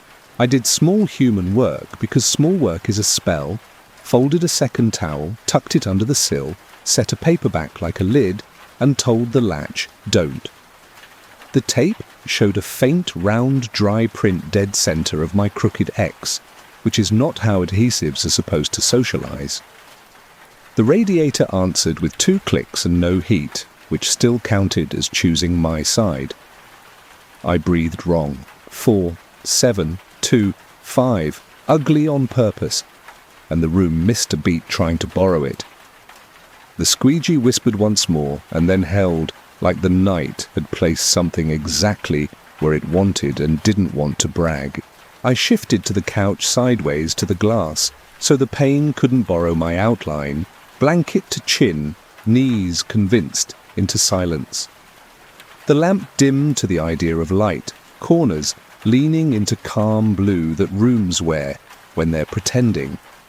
Outside, the grate sang its one piano note when the drops hit perfect, again and again, not loud, just confident. The pump stayed quiet, which somehow sounded like later. You ever lie down knowing a meeting got put on your calendar by something that doesn't use calendars? That's the posture sleep found me in. Calm, unhelpful, steady as drift. Right at the lip of sleep, the towel's dry center lifted the thickness of a breath and settled. A fabric, inhale, no one taught it. The pane pressed a polite hand against the room and took it back, and the oval dimmed once, like a blink, someone practiced on paper. I did not check the latch. I did not check the well. I counted wrong until numbers got bored, and the night, to its credit, let me drift like a leaf on a slow gutter river. Grey leaned into the window the way shy light does, and the room smelled softer, less penny, more wet paper, like the weather had slept on the floor. The fridge hum was itself again, full and ordinary, and the lamp's honey coin looked like regular light instead of a promise. I walked to the sill barefoot, and the rug held cool the way basements do when they're behaving. The curtain had dried enough to unstick with a little sigh, and I peeled it back slow because I respect mornings even when they're weird. You ever hope daylight will make the night's handwriting illegible? The well had dropped 2 inches, maybe 3, and the grate wore water in threads instead of a sheet, each drip doing its own small job. The pane looked normal at a glance, little beads, lazy rivulets, fog leaning at the corners like a tired friend. Oval was still there though, just as clean and stupid, a dry coin in the center that daylight didn't argue with. A faint ring had printed on the inside towel, perfectly pale, like the fabric remembered pressure instead of wet. My thumb found the cool outline and came back with nothing. No damp, no dust, just the shape of attention. You ever feel silly for noticing and still keep noticing? I tried practical again because it helps, even when it doesn't. Cut a piece of cardboard, wrapped it in foil, pressed it to the pane like a visor. Tape fixed the edges and showed, immediately, 4 small dry circles where my fingers had smoothed it, little moons the foil pretended to own. Behind the cover, the squeegee did a half-hearted pass, rubber on cold, like something testing manners. The foil clicked, a soft thermal creak, and then settled, giving the room a duller, kinder light.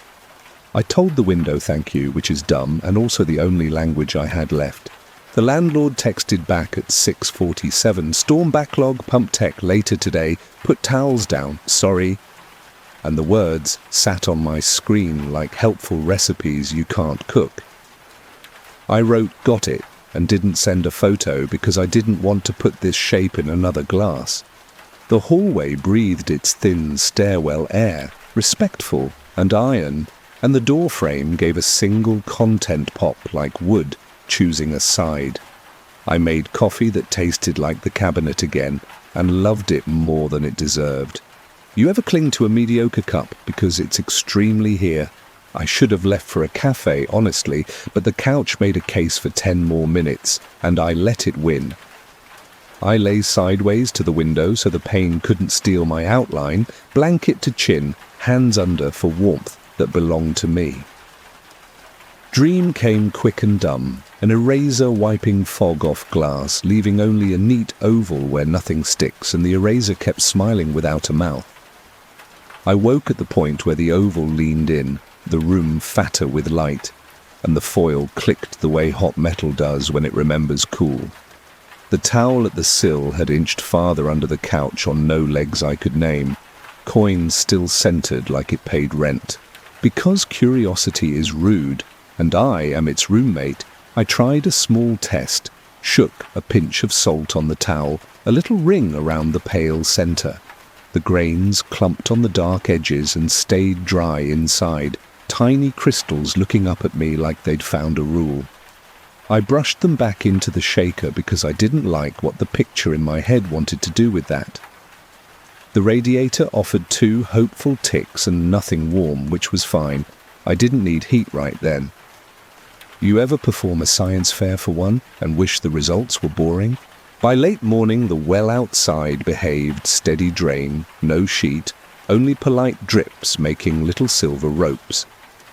I took the foil down to let the room see itself, and the pane looked regular for 3 long breaths, beads, rivulets, fog. Then the oval reasserted like a polite cough. I put the cover back and told myself the tech would come, the pump would hum, the window would forget me like weather forgets everyone eventually. I put on shoes because leaving is a kind of rule, and rules make rooms choose how much they care. The door moved in its frame with a soft sigh, and the hall smelled like umbrellas. Locking up, I pressed my palm to the wood, because habits happen, and the cool that came back felt thin and administrative, like a building taking attendance. Down the hall, a neighbour's laugh, clipped and softened by plaster, sounded more like kindness than noise. The stairwell exhaled that iron ribbon and for once felt like stairs, not a mouth. I told the apartment later in a voice I use for grocery lists and bad weather. And it didn't argue. You ever step into street rain that's just plain water and feel like you've been given a small, ordinary gift? I let it soak my hood, and for a block and a half, nobody tried to learn my face. The pump guy came mid-afternoon wearing a soaked hoodie under a safety vest, tracking honest rain onto my mat like a guest who brings their own weather. He smelled like wet PVC and coffee, and his toolbox had that bangy rattle that makes apartments feel braver than they are. I showed him the well through the foil cap I'd taped up, and he nodded the way people nod when they've seen worse and don't want to brag. The drain hiccuped right on cue, a little glub that sounded like embarrassment, and he crouched like he was listening for a story he half believed. The foil clicked with the room's breath and settled, and I kept my hands in my pockets so I wouldn't touch anything that could remember me. You ever feel relief arrive in a jacket you don't trust yet? He popped the grate loose like it owed him $20 and shined a light into the throat of the well, calm as a dentist. "Float switch," he said, the way weather people say band of showers, and wiggled a plastic thing until the pump gave a tired growl. Water dropped fast, a neat whirlpool the size of a plate, and my shoulders lowered without asking for permission. I said thank you to the machinery, and meant it like an apology, which made him laugh once, short and not mean. The pane gave a tiny tick as the pressure eased, like glass closing a diary. The foil warmed a shade and smelled a little like hot pennies. He asked if I'd had window seepage, and I said just fog, because I wasn't auditioning to be an anecdote on his drive home. He knocked the sash gently with a knuckle and said my grout lines were doing fine for their age, which felt like someone complimenting my bones. I watched his reflection in the oven door before I remembered the towel and flipped it back over like a bad magician finishing a trick late. He didn't notice the oval. The foil kept its manners and wore his shape like a smudge. The radiator offered two polite clicks like it wanted credit for morale. You ever want a stranger to see exactly one thing and also nothing at all? He reset a breaker, zip-tied something he called a lazy hose, and the pump ran smooth for a full, honest minute.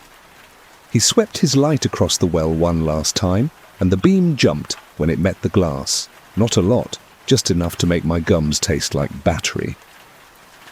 He straightened, scribbled a soaked signature on his tablet, and told me to keep towels just in case, the same way people say, bring a sweater. I nodded like my head belonged to a reasonable person and signed with hands that wanted to fidget.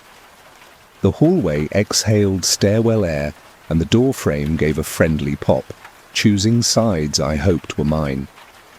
He left the grate cleaner, the floor wetter, the apartment pretending it learned normal again. When the door shut, the room did that small recalibration rooms do, the fridge hum finding its full voice, the lamp's honey coin turning less theatrical. I set the foil back firm, and the tape showed 4 new, tiny dry circles where my fingers had smoothed it, little moons I didn't want to claim. The well sat low, polite as a plate after a meal, and the pane beaded like glass that knows its job. Behind the foil the squeegee went once, slow and neat, rubber on cold, like someone clearing their throat before a question they'd saved for when we were alone. I told the window later, in my grocery list voice, and tried to believe it. You ever thank a fix and feel the night hold up one finger like it has a follow-up? I made coffee that tasted like the cabinet and let it be good anyway, 2 sips of ordinary in a row. The towel at the sill kept its joke, edges dark, center a pale coin, obedient as a trained dog I didn't teach. My phone buzzed a weather alert, more bands tonight, heavy at 9, and I tried on the idea of sleep like it was a sweater from last year. The radiator hummed the low line that isn't heat, but is still company, and the hallway stayed quiet like it understood the assignment. I stood in the calm and felt it press back, thinner than I wanted, still a kind of gift. You ever have a room that loves you back just enough to make you stay? Evenings stacked greys into heavier greys until the room wore a steady dusk you couldn't outlamp, and the rain returned with its old confidence. The foil clicked twice with temperature and then settled like a coin warming in a palm. Stairwell air slid under the door with that iron ribbon taste, and the rug gave my ankles the small, neat, chill basements hand out like name tags. I dimmed the lamp to a smaller honey and let the corners drift blue, that painting calm that pretends to be sleep. The pump hummed on schedule and I tried to let that be math. You ever let a sound do your worrying and feel both lighter and dumb? I peeled the foil back a finger's width because apparently curiosity pays rent here, and the pane showed beads, rivulets, honest fog on the corners. In the center, the oval waited, clean, unchanged, exact as a stamp. A fat drop ran down and split around it with good manners, then joined again like a crowd parting for someone you don't quite see. The pump changed tone and the well line dipped another inch, but the oval did not blur, not even a little, which felt like an answer I hadn't asked for correctly. I set the foil down too gently to be brave. The tape made that soft rip kiss sound like it was remembering other glass.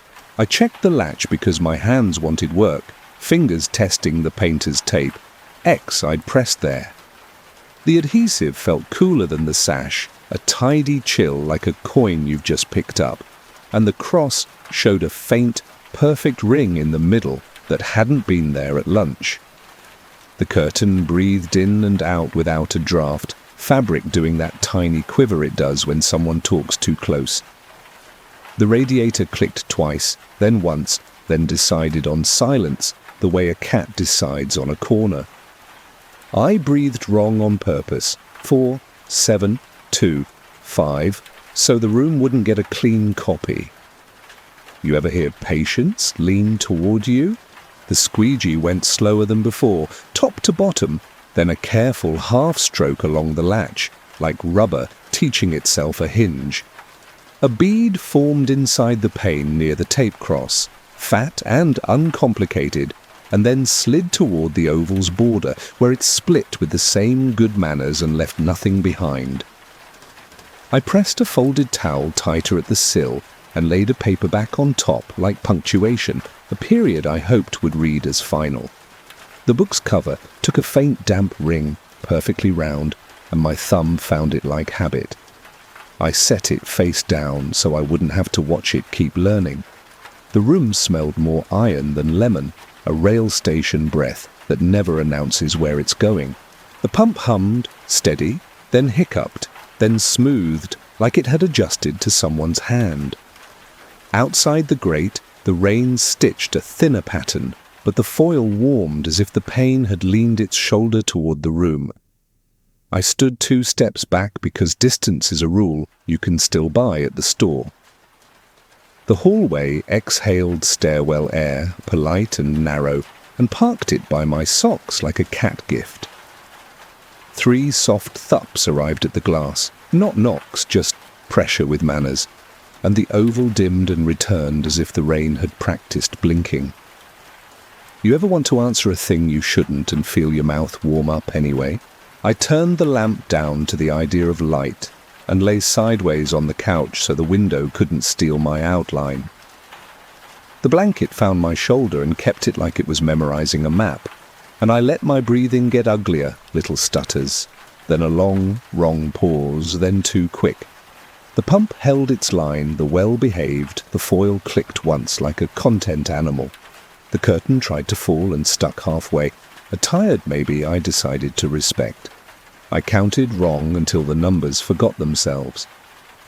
Somewhere between 4 and whatever came after, the tape cross lifted a hair and settled, and I told myself I hadn't seen it.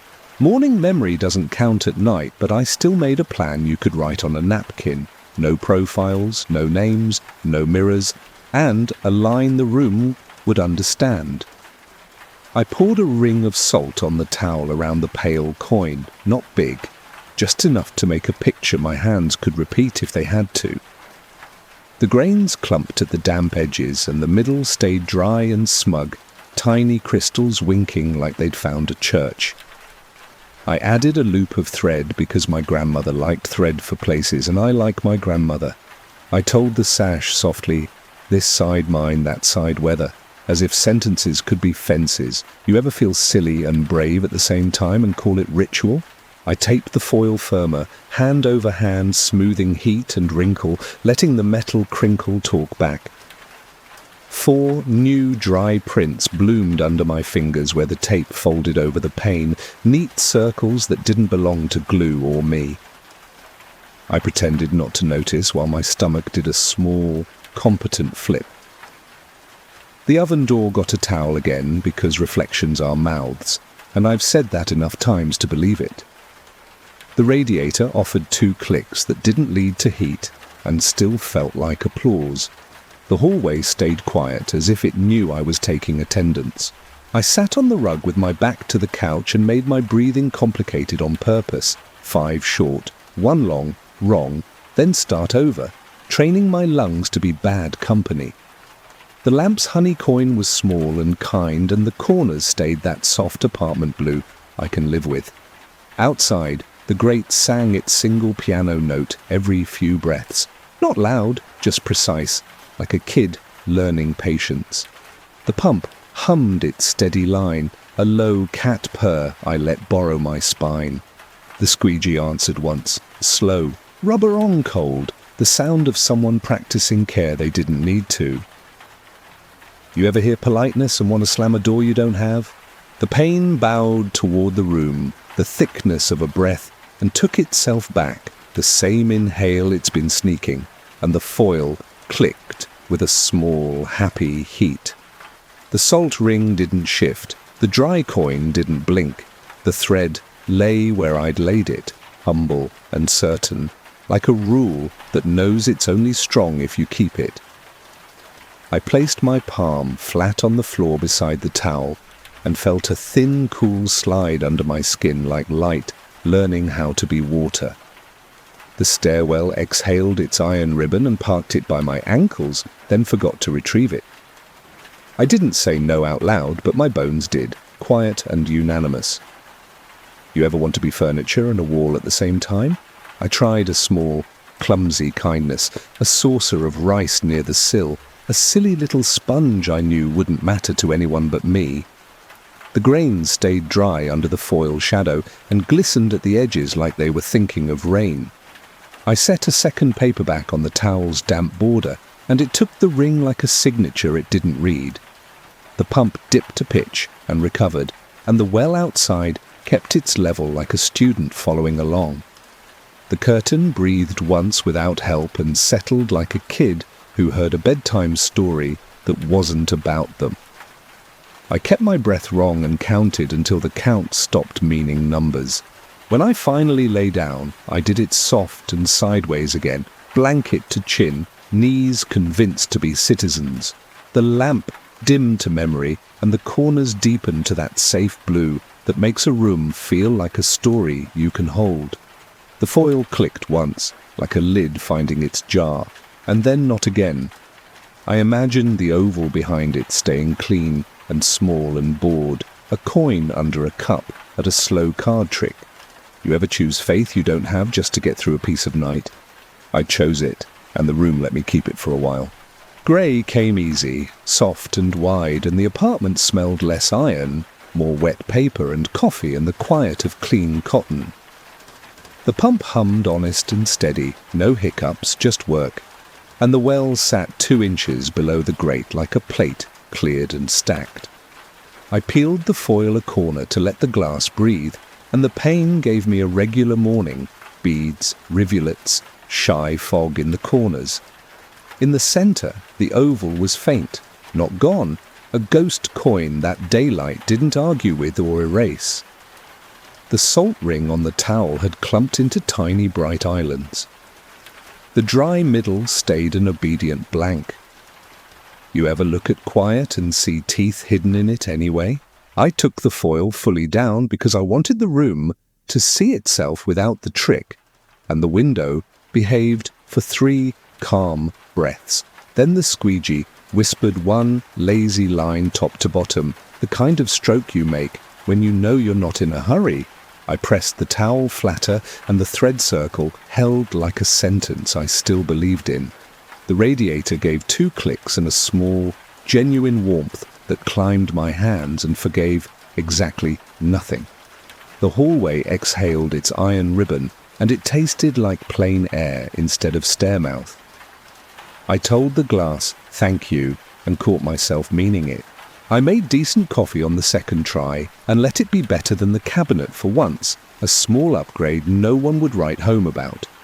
The oven towel was just a towel again. The dish towel at the sill wore a pale ring. It didn't mind. I texted the landlord, "Pump's holding, thank you," and added a little thumbs up that meant I'm not going to explain the rest. The fridge hum sounded like a fridge hum, which is perfect music. The salt went into a bag because I didn't want crystals telling stories when I wasn't home. You ever put a ritual away like Tupperware and hope it doesn't leak? Shoes on, jacket up, I stood by the door and pressed my palm to the wood out of habit more than need. The cool that came back felt thin and administrative, like a building taking attendance and finding me present but unremarkable. Down the hall, a neighbour laughed into a phone, and the plaster did its soft chew trick and made it friendly. The stairwell air this morning tasted like raincoats and coffee, not iron, and I loved it for that 5-second favour. I locked the door, and it clicked like a rule that still holds. The pump hummed one long, confident note behind me like it was waving. On the sidewalk, the rain was only a mist, that kind of honest damp that makes the city smell greener than it should. I passed a shop window and my face came back to me normal, no coins, no ovals, just a person choosing Tuesday. The bus shelter glass wore fog and fingerprints and a flyer peeling like a sunburn, and I thanked it for being ugly. A car hissed by and the wet air tasted like tires and leaves and the life of other people. I didn't look down into any grates. You ever give the morning permission to be ordinary and watch it try its best? At the cafe, the front window had a dry spot the size of a thumbprint right at eye level, smug and harmless, and a barista wiped it without noticing it had refused to smear. The espresso smelled like warm nuts and cocoa and something almost floral, and my hands held the paper cup like it was a new rule. I sat by the back wall where no glass could draft my outline and let the room be louder than my head. When I finally breathed like a person again, it was boring and beautiful. The night didn't end so much as decide to work from home. Back at the apartment afternoon, the pain looked like any pain, the well like any well, the pump like a cat asleep after hunting. The towel kept its pale coin, the thread lay still, the foil leaned, rolled in the dish rack like a belt that had done its job. I told the room we'd keep our rules, no names, no mirrors, no counting, and the radiator clicked like a friend who agrees for now. I didn't check the latch twice. You ever live with a small shape you don't invite and learn to set a plate for it anyway? That's where we left it, quiet, polite, still learning, and me, leaving the lamp off in daylight and letting the window forget my face a little at a time. I rent on the 6th floor of one of those concrete blocks that look tired even at noon, the kind where the stairwell smells like wet mop and old rain. Nights there are extra quiet, like the building's holding its breath and waiting to see if you'll make a noise first. You know that hush, right, when your ears start inventing sounds because silence is heavier than any soundtrack? I usually take the stairs after midnight because the elevator has that jumpy lurch that makes your stomach float and... Man, I don't trust anything that sighs when doors close. The bulbs along the railing flicker like they're trying to agree on a rhythm and losing the argument every time. That night I remember the metal handrail cold through my sleeve and the echo of my sneakers playing tag with themselves up the shaft. I swear before I hit the 4th floor landing, I heard someone say very softly, 7. I stopped because, you know, who wants to be the person who keeps walking after a word just lands on your neck like that?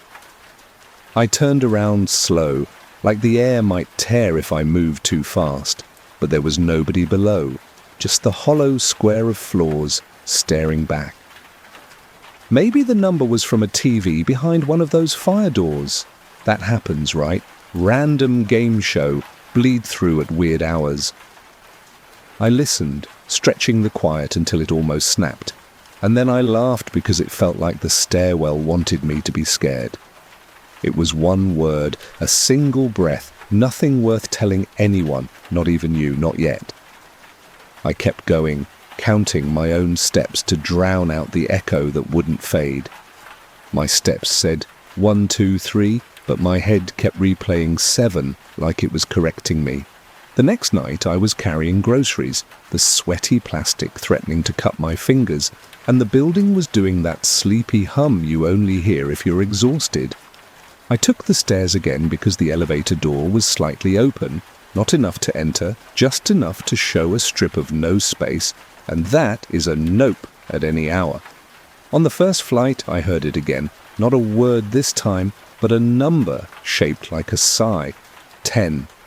You ever hear something that doesn't sound aimed at you, but still somehow lands inside your name? I paused on the 2nd floor landing, and that's when it happened. A second exhale, lower like it was falling toward me. 9. I told myself someone was counting down for like exercise reps or a YouTube video you can't see. But my heart decided it was something else and started pushing on my ribs like it wanted out early. I decided to test it because that's what we do when we pretend we're not afraid. We make it into a game with rules we invent mid-sprint. I climbed one more step, and it answered me with 8, soft but certain, like it knew where my foot was before I did. I went down 2 steps on purpose, groceries bumping my knees, and I swear to you the stairwell paused, like it was confused, then whispered 10, annoyed, like I'd messed up its timing. I went back up 3 steps, and there it was. 7, closer now, riding the metal of the handrail and the dust on the wall like a static charge.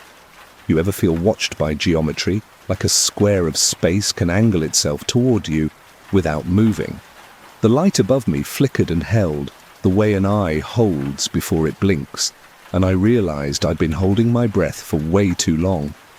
I said out loud, "Who's there?" and immediately felt stupid for giving the empty space something to answer. I pulled out my phone because, if you can record it, it's less weird. That's modern logic, right? Make it into something you can scrub through later. The voice recorder app looked small and embarrassed on the screen, like even it didn't want to be part of this. I held it out in front of me, the grocery bag handles digging little burning moons into my fingers, and climbed 1 step. The sound that arrived wasn't in the phone, not yet. It was in the drywall and in the seam where step meets rise, a breath that made my teeth feel cool. 6. I checked the screen anyway, watching the little line shiver in the quiet and thinking, man, if this stays flat, I'm going to feel so dumb and so relieved at the same time. I climbed again, and the recorder didn't catch the beginning of the next number, just the tail end, a hiss like a match going out. 5. I didn't look up because looking up felt like asking for eye contact with something that didn't have eyes. I kept my gaze on the chipped grey paint where years of shoes had carved a shallow shine. At the 4th floor landing, the fire door was wedged with a folded pizza flyer, and grease had ghosted the paper into the shape of a thumb. I stood there pretending to read it, because pretending to have a reason helps you not bolt, and bolting on stairs is a great way to meet your chin with concrete. The air felt like an elevator halfway between floors, that pressure that isn't wind but still moves your hair. I said, softer now, "I hear you," and immediately wanted to take it back like I'd invited something to sit next to me. The stairwell exhaled through the metal grates, and the cross-hatched shadows on the wall turned into a net for a second, then let go. My phone ticked another second into the file, and the word that came was patient, almost kind. 4. You know how sometimes kindness is worse because it means the thing knows more about you than you wanted to give. I didn't like that it wasn't rushing, that it had all night to count me. By the 5th floor, my hands were shaking enough that the grocery bag thumped my leg in a sad little rhythm, like it was trying to tap out a code. I could see my door at the end of the hallway up 1 more flight, that pale rectangle of home that never looked farther away. The stairwell took a deeper breath, and I felt it on the back of my neck, a cool stripe, like when a freezer door opens behind you in a store. The number sat right in the center of that stripe and pressed down gently. 3. I took the next step, because pretending this wasn't happening didn't work, and stopping felt worse, like waiting for a bus that doesn't serve this city. The second to last landing groaned under my weight in that way old wood does, even though it's all concrete here. And my phone finally caught a full word clean. The waveform suddenly jagged and alive. 2! I knew there was only 1 number left. And, tell me you wouldn't do the same, I froze with my foot hovering over the next stair, like the floor might be a mouth. I was close enough to see the dent in my apartment door where a previous tenant must have kicked it, and my key felt hot in my pocket, like it wanted to be metal again instead of a promise. I don't know why I whispered, but my voice dropped down to the pitch of the building and I said, "Don't!" The stairwell listened, which is worse than being ignored, because then it knows there's a you in the equation. The final word didn't sound angry or even excited. It sounded like a fact arriving on time, a train that never checks if you're ready. 1. The echo didn't bounce the way sounds do in a shaft. It stayed beside me like someone matching my stride, and I swear I felt the handrail warm under my palm, as if a hand had just slid off it. My phone kept recording, counting seconds in little red numbers, while another, older countdown finished somewhere that wasn't quite upstairs or downstairs. I didn't step onto the last stair, not that night, because the space beyond it felt occupied by something that had just finished waiting. I didn't take that last stair, not then, not with the word 1 still sitting next to me like a stranger who knows my stop. I backed into the hallway like you do when a dog growls and you don't want to bend or blink. Just ease out without waking the part of it that knows it can bite. My key fought me, metal catching metal, and the door swung in with that tired sigh it always gives, like the apartment is disappointed I came back.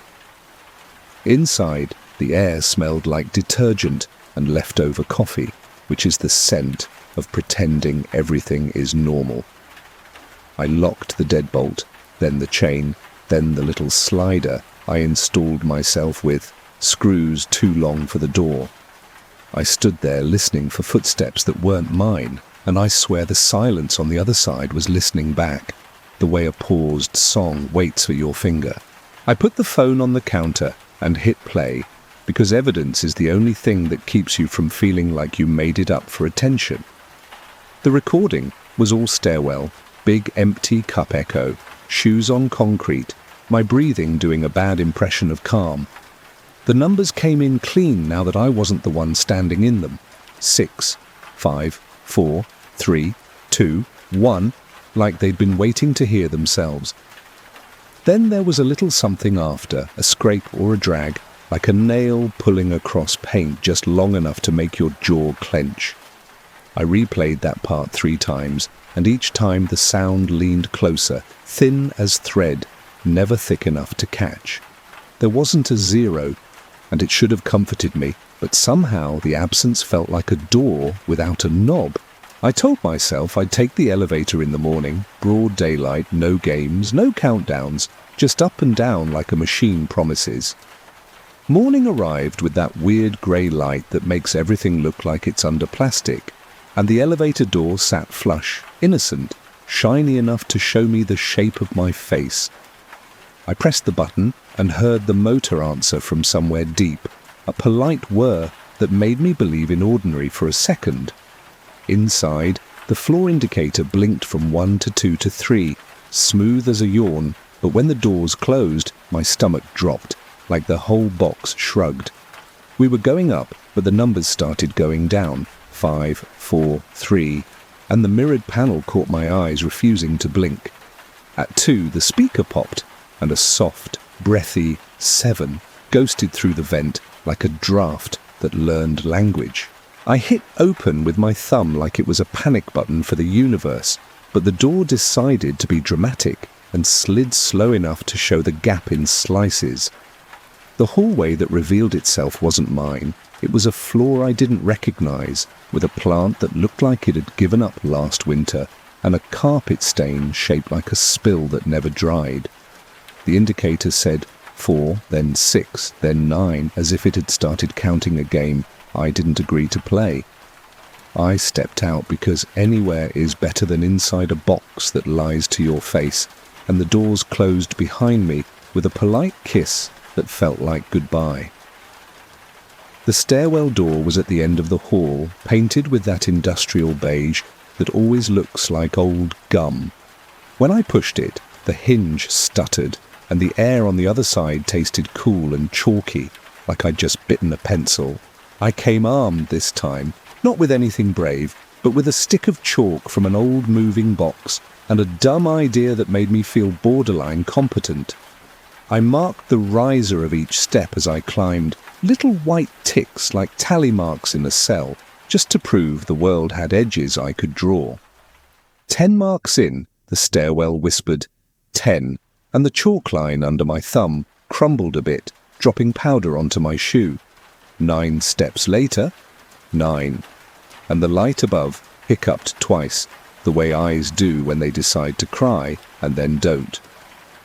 I tried skipping a step to be clever, and the stairwell waited, patient as a teacher, then said 8 when my foot hovered level with that number. So maybe it wasn't steps, maybe it was me, a distance I carried that the air could measure without touching. On the 3rd floor landing there was a flyer about a lost cat, with one eye, and a note from management about not leaving trash by the chute. Someone had underlined not leaving trash 3 times, and somebody else had written define trash in pencil with a laughing face. Under that, tucked half behind the metal rail, there was a smaller paper I wouldn't have seen if the light hadn't blinked. Do not pause on the top step. No logo, no warning triangle, just that sentence in a typewriter font that looked like it had bitten each letter hard. I looked around for the person who would write something like that and tape it where nobody reads, because that kind of note is always a confession. The stairwell inhaled again, and 7 arrived like a reminder that I was taking too long pretending to be a detective. By the 5th floor turn, my legs were doing that rubber thing, not from effort, just from being told what to expect and getting it anyway. I wanted to know if there was a 0 or if the countdown just ended with me stuck in the math. So I tried something dumb. I took a coin from my pocket and flicked it onto the last stair below the 6th floor door. It hit, skittered, and spun, doing that singing wobble that always sounds like the floor is laughing at gravity. When it settled, the stairwell gave me 2, and something like a fingertip of cold stroked the skin over my wrist bones like testing a pulse. I waited with my hand on the rail, watching the coin as if it could translate, and the voice put 1 right beside my ear with the kind of intimacy that should require consent. The coin rolled 1 inch backward without help, a tiny correction, like it didn't like where it had ended up. I didn't step. I couldn't. The hallway to my door was right there again, same dent, same brownish carpet that tries to be red, and I could smell someone's microwave soup drifting past like a false promise.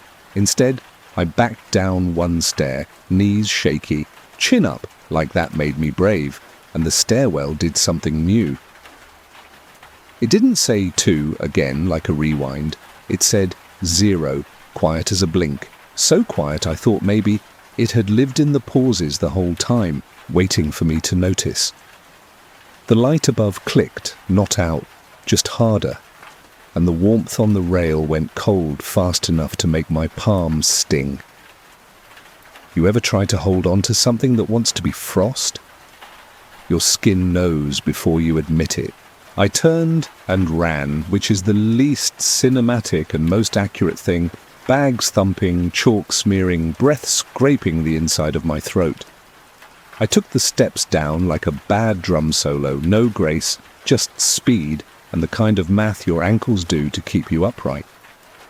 The numbers didn't follow me the way you'd think, not out loud, not in order. They surfaced in weird places, an apartment number, a mailbox label, the 1201 on my stove when I finally slammed my own door. Inside I leaned on the wood and felt the vibrations of the building settle, like a big animal shifting its weight to get comfortable again. I told myself I was done with stairs, done with tests, done with games, but the truth crawled up my spine and sat behind my teeth. A countdown that can find its 0 doesn't end, it starts.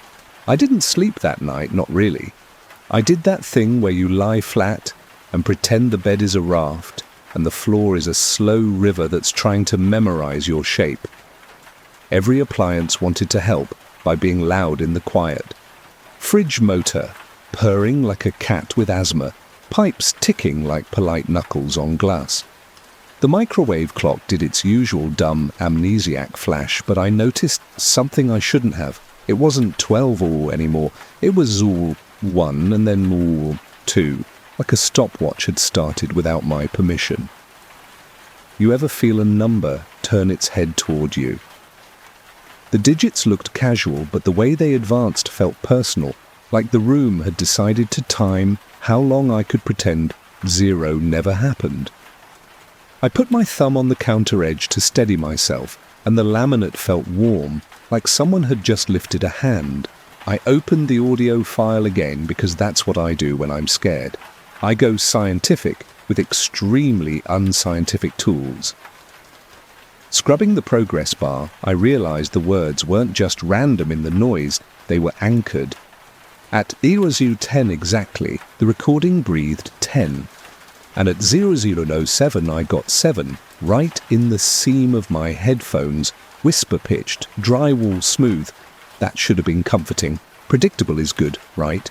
But it felt like when you realize the thing under your bed knows your schedule. I checked 0003 and the waveform did that sudden spike like a stick, poked it. 3, close enough that I flinched away from nothing. And at 0101 the voice didn't say anything. The gap just widened until my shoulders climbed up around my ears, all on their own. I tried to out-stupid the situation by making more noise than a number could push through. The kettle went on even though I didn't want tea, and I tapped a rhythm on the counter that would have embarrassed a kindergarten desk. I pulled up a metronome on my phone and set it to 83 BPM because that felt petty and precise at the same time. The apartment became this layered percussion, tick, hum, hiss, my heel against cabinet, and for about 30 seconds, I believed I was winning by clutter. Then the metronome hiccuped a microbeat, just a hair, and synced itself to the microwave time. 0:30 became 0:31, and the click inside my earphones was suddenly counting up with the kitchen. You ever watch two clocks decide who's in charge? It's not a fight, it's adoption. I told myself that bathroom mirrors are for pep talks, so I went in there and immediately regretted every reflective surface I've ever owned. The mirror was gloomy with steam ghosts, and I wrote "no" with my knuckle because it felt like drawing a line in sand. Condensation dutifully curled around the letters and then gathered into little beads that slid down the diagonal until "no" looked like a shrug. I caught motion at the bottom of the frame, and my body did that jerk where every muscle wants to shout "mouse," but it was just chalk dust falling from my cuff, tiny snow onto the sink. The powder rolled into one grain that paused, then slid, then stopped right at the porcelain lip, as if it had a number line I couldn't see. My stomach did the elevator lurch without the elevator. That's when the knocking started. It wasn't dramatic, not even loud. It was a single, gentle knock like someone who knows you're home and also knows you scare easy. I checked the stove clock. It had given up on 12s entirely and gone with the microwave. 0058 tick, 0059 tick. 1 second later, the wood under my hand made that hollow drum, "You feel more than here." I looked through the peephole and it was just hallway, stretched and fish-eyed, carpeting like bruised fruit. Nobody at all. You ever have a peephole smile at you? The circle felt too round. I stood there for a full minute, hand on the chain, waiting for brains to catch up with bones. Nothing else. Just a timer that knew where I was standing like a party trick nobody asked for. I started testing because if this was a trap, I wanted to know what the bait tasted like. I walked from sink to door to window to coat rack like a paranoid Roomba, eyes on the microwave display, counting in my head to drown out the place's new hobby. At 01:59, because of course it made it to minutes, the knock came again, another single polite tap on my side of the wood. I shifted 1 foot to the rug, and the sound shifted with me, not louder, just closer, like it had leaned in against the chain. I whispered, "Not now." And the dumbness of that sentence settled over all the smart ideas like a blanket. The timer didn't stop, but the seconds felt thicker, like syrup instead of water, and my mouth started to taste like nickels. When daylight finally pushed its thin shoulders through the blinds, I took it as permission to pretend consequences were smaller in the sun. The building's morning noise had turned on, someone's radio 2 floors down, a laugh caught in transit, the soft thud of packages becoming part of the hallway. I opened my door in little fractions and found a dusting of white half-moons on the mat, not petals, not flower. Chalk from my own tread, neatly arranged like footprints from someone walking out of my apartment, not in. My throat clicked, dry, and I said nope into the empty corridor, because sometimes you need to hear yourself be a cartoon. I picked up one of the chalk half-moons and it left a crescent on my fingertip, bright and petty. Back at the stairwell door, daylight sat on the metal like it was bored, but the cool that breathed out when I touched it was the same. Basement, cinder block, a hint of groundwater. The note was still there. Do not pause on the top step. I finally believed it wasn't a metaphor. I should have walked away, chosen therapy and podcasts and jogging, but I wanted a rule I could weaponize, so I set my phone timer to 2 minutes just to match the creepy domestic countdown, and I went in. The stairwell didn't speak right away. It listened the way a stage listens when the audience goes from chatter to hush. I started up, heel, then toe, making sure to commit to each step, like I was signing a contract every time. 10 treads up, the air thinned, and 10 drifted through like a sigh under a door you can't open. 9 steps, and 9 tucked itself under the steady double beep of my phone. I don't know how to tell you this without sounding dramatic, but the numbers weren't falling toward me this time. They were rising right behind my ear, like a person learning to whisper my name without the letters. At the 5th floor landing, I stopped. Not hover, not the top step. I am not that dumb again.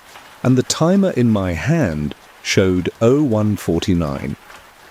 I used the pause to pretend my legs needed it. The stairwell exhaled a draft that smelled faintly of pennies and dryer lint, and a paper cup somewhere below skittered like a tired insect. When I moved again, 4 came threaded into the next breath, and I swear I felt the sound tug at my sleeve. The 6th floor door was right there, the finish line that wasn't, and all the rules in my head pushed each other around. I could step through and feel that invisible hand land on my shoulder at 1, or I could back away again and let 0 spike the apartment like a volleyball. My phone hit 01:59 and I stood in a stupid, human second of indecision. The knock arrived from nowhere, once neat as a punctuation mark.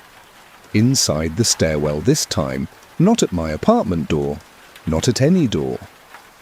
It came from the space between the last riser and the landing, from the part of an angle that isn't line or plane, from geometry that thinks.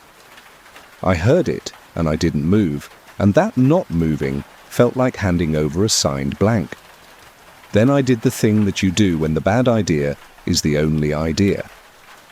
I turned around and went back down, each tread a small betrayal with my heel in it. The stairwell didn't chase with words. It let me go the way a store security camera lets you leave when it has your face already. Back in the light, my timer rolled to 02:12, and I swear the building's humming matched that number like it was pleased. I knew I needed help, or at least a second pair of ears that would tell me whether I was inventing the shape of my own fear. I knocked on my neighbour's door and hoped the stairwell wasn't the only thing answering. She answered fast, like she'd been standing just behind the peephole, and I stepped back because proximity is a kind of intimacy I didn't apply for. She was maybe late 50s, small, wiry, hair twisted up like she'd pinned it there in a hurry 3 years ago. The chain was still on her door, and she looked at me the way you look at a fire alarm that's thinking about it. "You from 603?" she asked, and her voice had that gravel of someone who knows the building's throat by heart. I nodded, and she let the chain hang one more suspicious second before she unhooked it, slow. Her apartment smelled like lemon cleaner, hand soap, and a whiff of burnt toast which felt like a faith choice. "I'm Nora," she said, and then, like a correction, 4B. She took in my chalk on the cuffs and the way my fingers couldn't decide to rest, and she nodded like that was the answer to a question I hadn't heard. "It started counting you," she said, not a question, and I hated how quick the relief was that someone else put words on the thing. I told her about the stairwell, the 10 to 1, the missing 0 until it wasn't missing, the knock that knew the microwave seconds better than I did. When I got to the part about backing off the last step, she didn't flinch or frown. She just breathed out through her nose in this very specific way that means you have done the exact wrong thing with spirit and vigor. "Do not pause on the top step," she said, quoting the sign I now imagined to be her handwriting in typewriter font. She showed me her hallway, half a dozen little tape marks along the baseboard like a tiny parade route, a string tied between two doorknobs at ankle height, a kitchen timer face down on the floor like a coin. "You distract it," she said, matter of fact, like she was teaching me how to keep birds off tomatoes. "Give it junk time. Let it count what doesn't matter. It hates waste, but it can't tell the difference at first." I must have made a face because she shrugged, eyes flicking toward the ceiling, while her hand picked at a nick in the paint. "Or that's the story I like," she added. "We live on stories in a place like this because nobody is going to put the warning in the lease." I asked her if it had counted her, and she rolled her wrist so the sleeves slipped back. There were faint, white crescents on her skin, chalk ghosts in the shallow places between bones, like she wore halves of moons for bracelets once. "First year I moved in," she said. "Holdover tenant told me to never let it finish on me." "Finish like a train reaching the station," she added, in case I thought she meant something worse. I paused on the top step by accident. Too many groceries, bad grip. It put 1 in my mouth and my knees went soft, and the air got narrow. I stepped backward and gave it 0. After that, it started tracking me like a pedometer my mother gave the walls. She laughed without humour, the sound folding in half. "You think you're special until the building counts you, and then you learn you're an average." There were other stories, all delivered in that not-quite whisper that makes you lean in. An old man who made it a game until he didn't. A courier who met one with the inside of an elevator and got back out white-lipped and missing his drop-off. 2 kids who dared each other until the stairwells said their numbers in each other's voices. Nora didn't do blood, didn't do lurid, just sketched outlines and let the picture fill itself in your head. "It doesn't like pauses," she said again, and I realized the way she stood. 1 foot, always slightly moving, like a metronome that wouldn't commit. "Top step is worst because that's where choices pretend to be doors." We made a plan of the dumb bravery variety. She said daylight didn't matter much, but people did, and noise positioned right. We took a timer, one of those round plastic ones that clicks like a cricket, and set it for 3 minutes, just enough to make me feel like I had margin. She flipped it over so the face was pressed to her palm. "It hears faces," she said.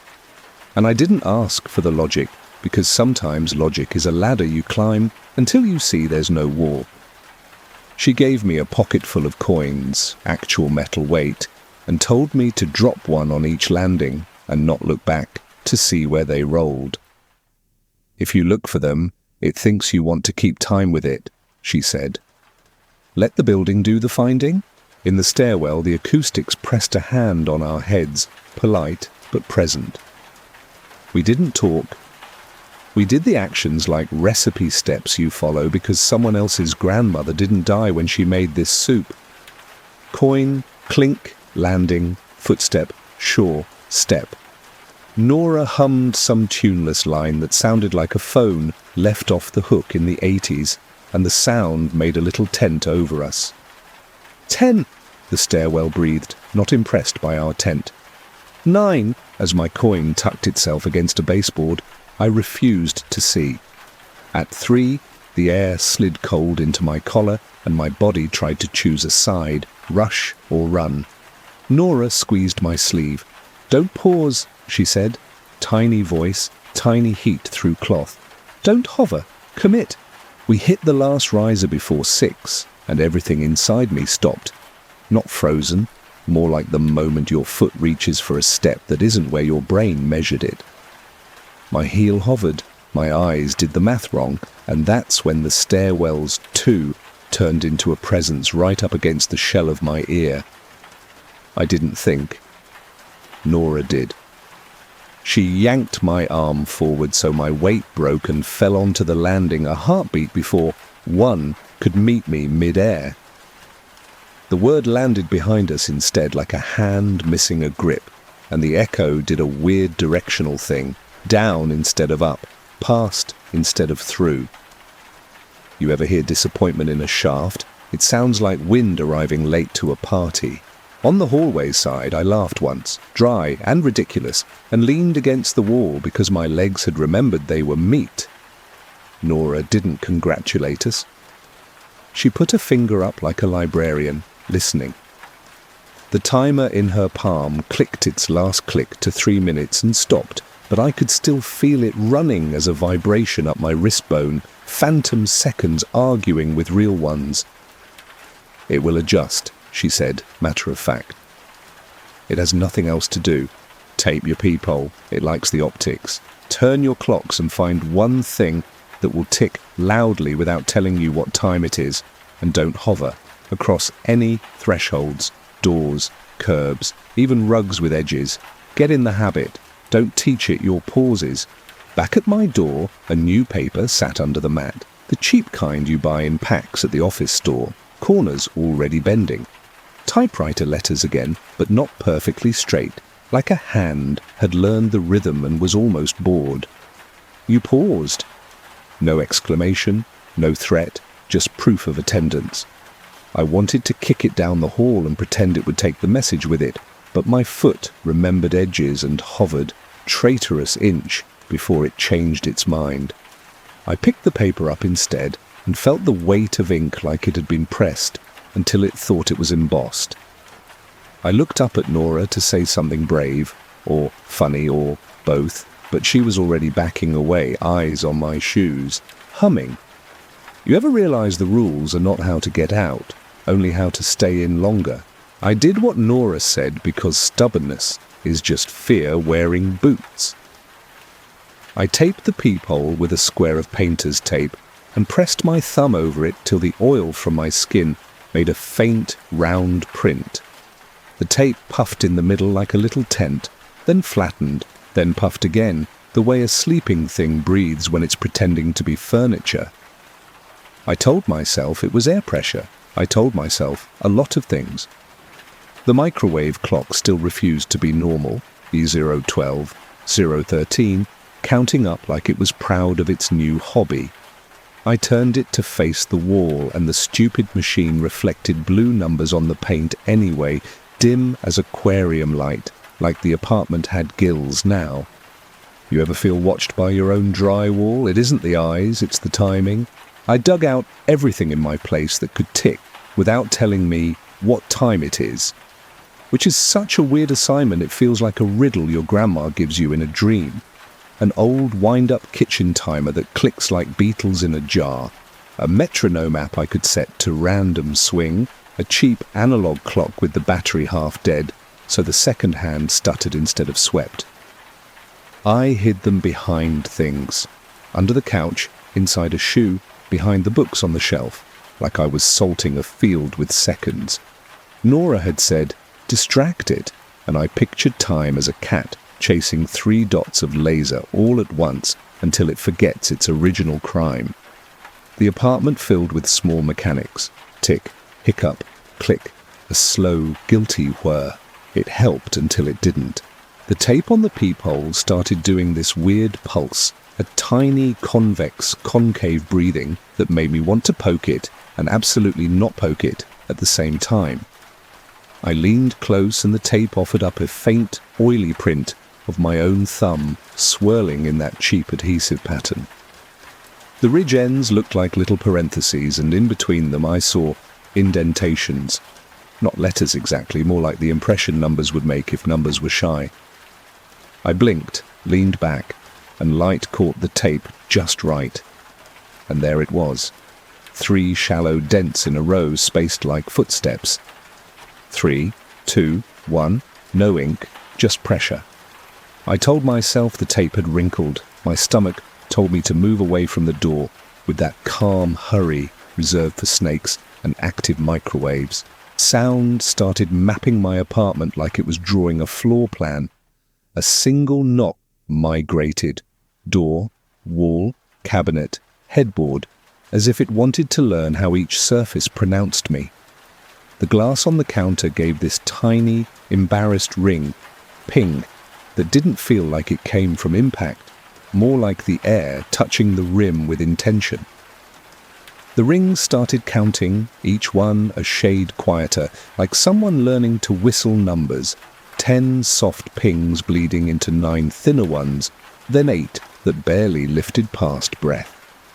I put my finger against the glass and felt a tremor that didn't match my pulse, the way you feel a subway you can't hear yet. You ever press your finger to something and realize it's the one listening? I turned every clock I owned face down and they still insisted on being reflective, little moons soaking the blue from the microwave cast.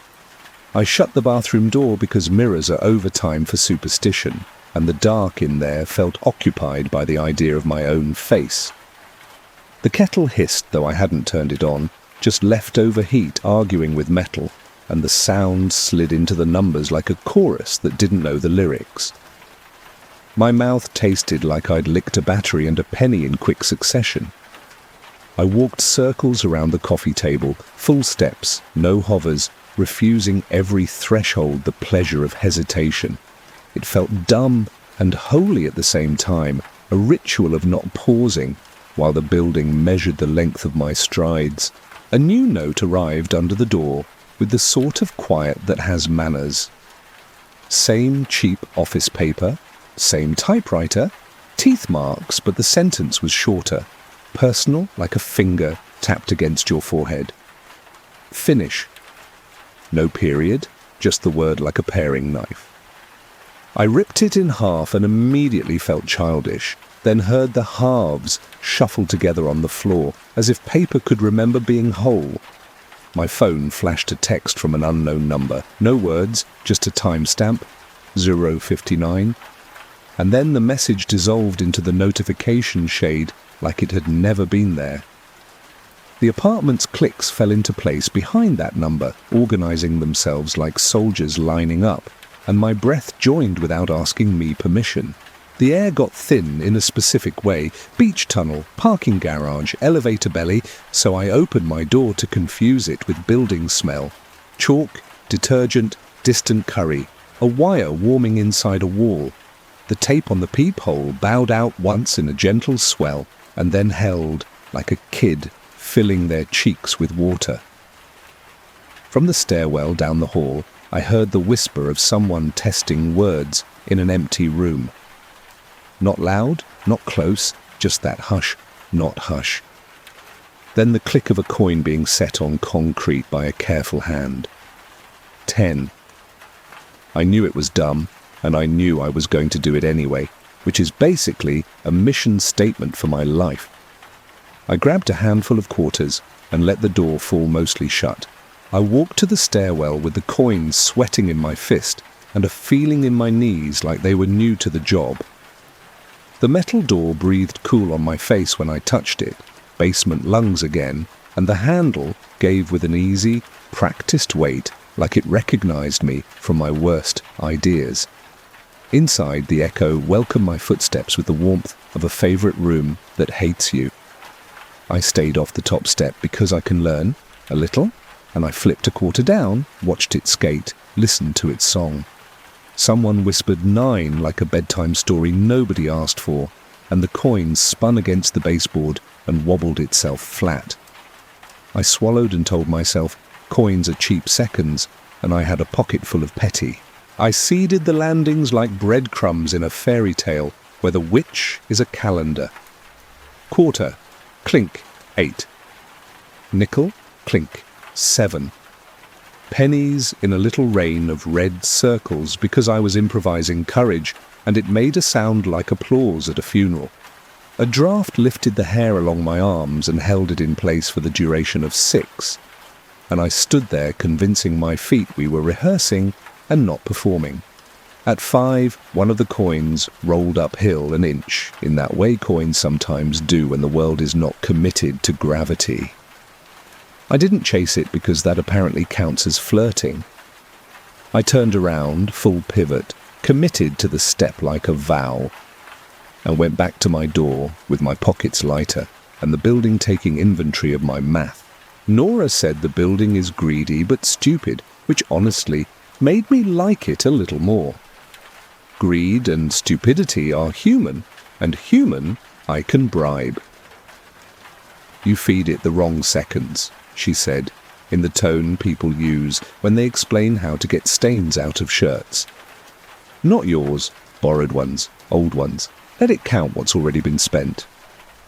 I didn't know there was a thrift store for time, but Nora had a key ring that sounded like a janitor's pocket, and the accurate confidence of someone who's broken into places for good reasons. We went to the basement because that's where buildings keep their history, like a stack of damp yearbooks. The door down there said authorized in block letters, which is a dare if you're stupid and brave in equal parts. The basement tasted like copper and mould and the back of your throat when you're about to say a word you shouldn't. Pipes ran along the ceiling like metal vines, wrapped in that old itchy insulation that looks like it remembers cigarettes. A caged light buzzed disapprovingly, and something dripped in a rhythm that made my jaw set. Nora led me to a little square room with a grated floor and a machine that looked like a refrigerator had married a radiator. Booster pump, she said, patting it like a dog she trusted and didn't. Old building heartbeat, it counts by itself if you let it, but it never knows what it's counting. Perfect. She showed me where a little wheel clicked in tiny increments when pressure changed, tick, tick, tick, like someone teaching Morse code to water. We rigged it with thrifted seconds the way you rig a game at a church carnival. Nora looped a string around the wheel and tied it to a cheap plastic timer with a broken bell, so the timer's unwinding tugged the wheel and the wheel clicked, and the building thought something was happening. We set 3 more stutters, an unplugged analog clock whose hand slipped when the machine vibrated, a bead chain against a vent that rattled at certain frequencies, a phone with the haptics on but the screen dark, face down so it couldn't see us. The room started clicking like rain on a tin roof, pleasant until you imagine the sky is a lid. You ever make a fort and realize you've trapped yourself very nicely. The stairwell above us breathed in, slow, that cool stripe on the back of the neck that I am now on first-name terms with. 10 came through the concrete in the voice you save for churches and hospitals.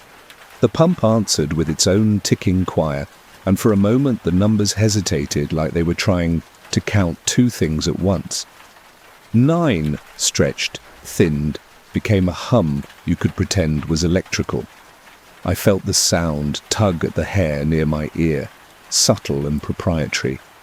Nora tapped the side of the machine with a wrench just once, and the tick, tick, tick jumped a beat and doubled. It likes the rhythm, she said, which is nothing you ever want to hear about a building you live in. We climbed back up with the plan that passes for courage. Walk like decisions are shoes. Keep the seconds noisy. Do not pause on edges. On the second-floor landing, one of my pennies from earlier lay dead center like a pupil in a grey eye. I stepped over it without looking down, proud of myself for basic obedience, and the stairwell rewarded me with a draft that smelled faintly of orange cleaner and wet cardboard. 6, it said, generous, like it had decided to take its time after all. Nora hummed her off-the-hook song, and the booster pump's faint metal crickets came up through my soles like electricity from a prank pen. I matched my breathing to nothing, which is harder than you think. At the 5th floor turn, the corridor light flickered 3 times and then held like it remembered manners. The air thickened like soup and I could feel that soft, awful intimacy of the number leaning in. 3. Too close, inside the confessional of my right ear. I didn't flinch because flinching is a kind of pause. I just let my foot land, and then the next one, heel-toe like a model who shops at a hardware store. The last riser before the 6th floor door was there, exactly where it always is, the kind of predictable that should be kindness. 2, breathed over my lip like I was about to be kissed by math. Nora's fingers hovered near my sleeve without touching. She knows the rules. I didn't hover, I stepped. The word 1 landed behind us like a hand that missed, and the echo did that down shaft slide again, a disappointment that still manages to be clinical. We made it to the hallway with the ugly carpet and the dent in my door and my name on the mailbox like a spell, and I let the breath out of my body in a slanted laugh.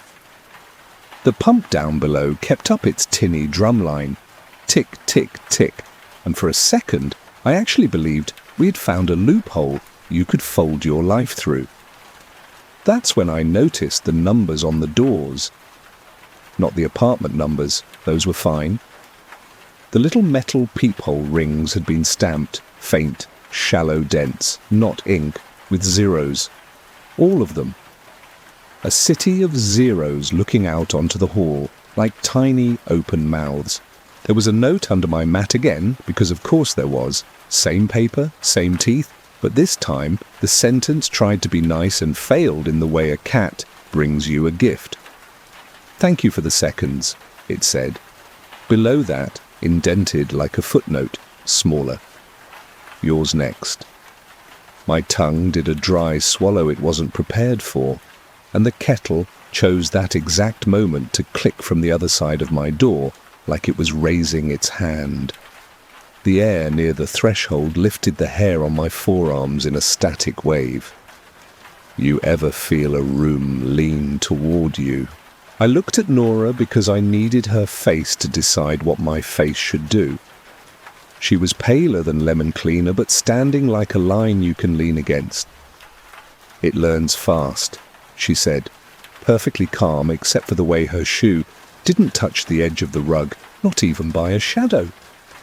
"It'll try counting through your things to get to you. Don't let it finish on you." She handed me a roll of tape, like a nurse passing gauze. "Rehearse every threshold until your body does it right when you're sleepy and stupid." Her voice went softer, like a song you can only hear if you're the one it aims at.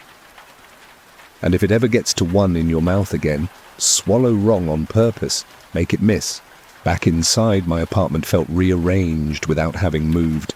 The microwave, facing the wall, still bled blue on paint, E04 and 042. The wind-up timer under the couch clicked itself brave against the fabric. The peephole tape bulged once and held, and behind it something touched the metal, light, polite, a fingertip, a counting. I did a stupid thing that felt holy again. I walked the perimeter of my place, door to sink, to window, to rug, without pausing, without hovering, without letting any part of me wait where the room wanted me to. The numbers on the wall slowed in my peripheral vision, not by much, but enough to convince me I was buying seconds like gum at a corner store. The stairwell, somewhere on the other side of all this drywall, took a breath that I felt against the fillings in my teeth. 10, it said, starting over, patient as a train schedule. I answered it by moving, and by not letting it learn the shape of my paws. The building chose a morning that smelled like wet carpet and burnt toast to try something new. Of course it did, because that's when your brain is at half battery and your body is all thumbs. A tone started up in the hall, not quite a fire alarm, more like a microwave that learned to sing through the vents. Beep, hold, polite enough to make you feel silly for being scared. The lights didn't flicker, they breathed, bright, then dim, then bright, the way someone tests a flashlight before a long walk. Doors opened up and down the corridor in that sleepy domino, faces with toothbrush foam, faces with coffee steam, faces I'd never seen unglued from their peepholes. You ever feel a hallway become a throat? Everyone angled toward the stairwell because of habit, because of signs, because people obey doors that say exit even when the exit is a mouth. Nora appeared in her doorway with her hair pinned like a weapon and an old canvas bag that clinked like a drawer. She didn't say good morning. She said fast feet, full steps, no edges, like a coach coming off a cigarette. She handed me a plastic bottle of water and a roll of tape without ceremony, and I knew the plan because my body had learned it faster than my head. If it puts one in your mouth, swallow wrong, she added, soft, like she was telling me a new password. I nodded because what else do you do when a neighbor gives you formal permission to choke? The building exhaled cool and metallic from under the stairwell door, and I could taste the updraft at the back of my tongue like pennies melting. Inside, the echo wasn't a room anymore. It was a person who had decided to stand too close. 10 came from the ceiling, steady and almost bored, and it had friends this time, layers, harmonies, a timid choir warming up. People funneled in that human way, apologizing with their shoulders, knocking elbows, pretending not to be scared because the kids were watching faces. My feet found their rhythm, heel, toe, commit, and my hand found a life on the rail, skin to metal packed. The air had the weight of old rain and mop water, and somewhere below us the booster pump clicked its little heart out, brave and late. At the third-floor landing, a guy in pajama pants did the exact wrong thing you'd expect. He turned to answer a question and hovered with his weight half on, half off the riser. The stairwell inhaled like it had been waiting for that, slow, generous, and 7 arrived with a kind of intimacy that made my molars tingle. Nora put a coin in his palm like she was dozing a horse and said, "Drop it and move," without looking at his face. He did. The coin sang, and his body remembered school. Keep up, keep going, don't make yourself delicious. The voice stretched thin as he rejoined the flow. 6, then 5, and the pump below us doubled its tick like a bird trying to look big.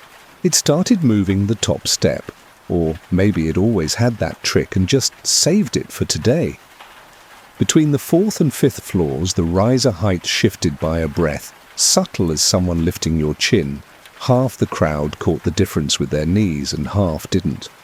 Those who didn't did the hover dance, stutter, adjust, tiny pause, and the stairwell rewarded each with a number placed like a hand on the shoulder.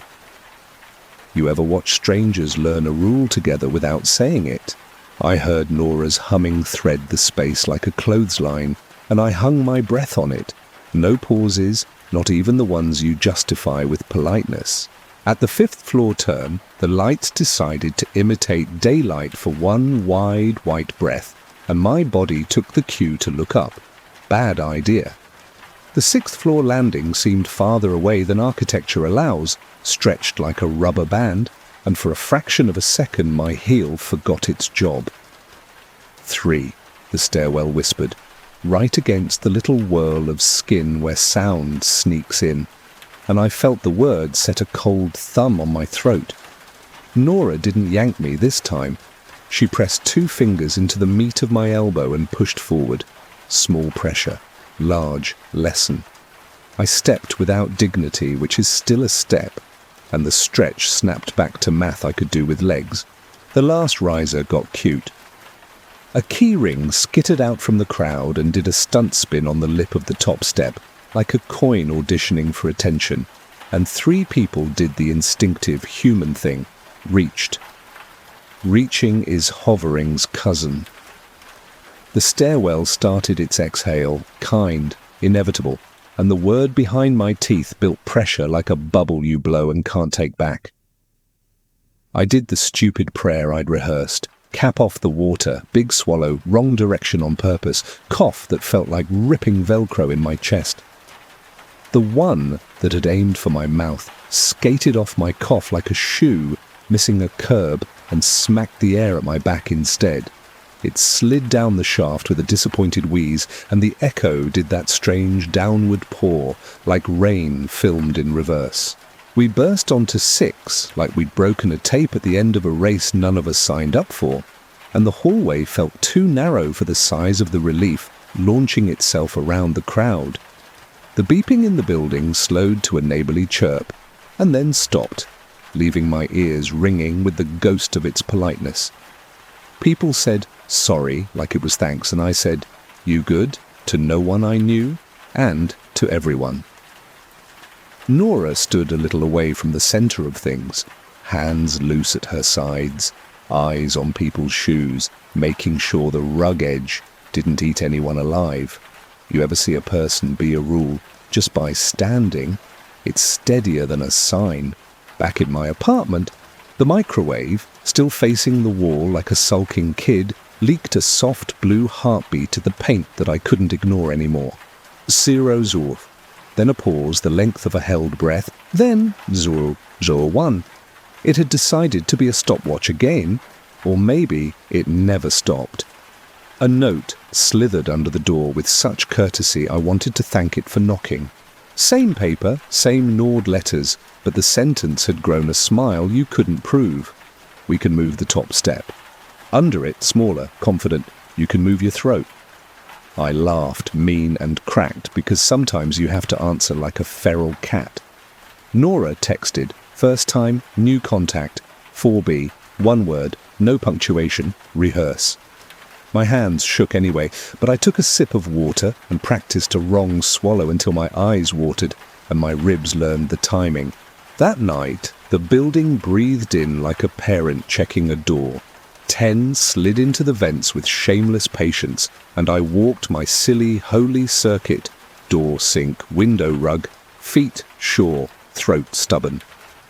I taped every edge that wanted to act like a cliff, and told my body to pretend the floor was a runway with no gaps. You ever train yourself out of a reflex? It feels like building a new hinge. When I lay down, bed aft again, the hum of the pump came up through the mattress springs like a secret drumline keeping a score I hadn't earned. I slept badly, but I slept, and the numbers on the wall advanced without me, petty blue shoulders moving past seconds I no longer offered. Days learned my rules because I taught them over and over until they forgot their old moves. I crossed curbs like they were sacred lines, and I did not hover. My feet behaved like statements, not questions.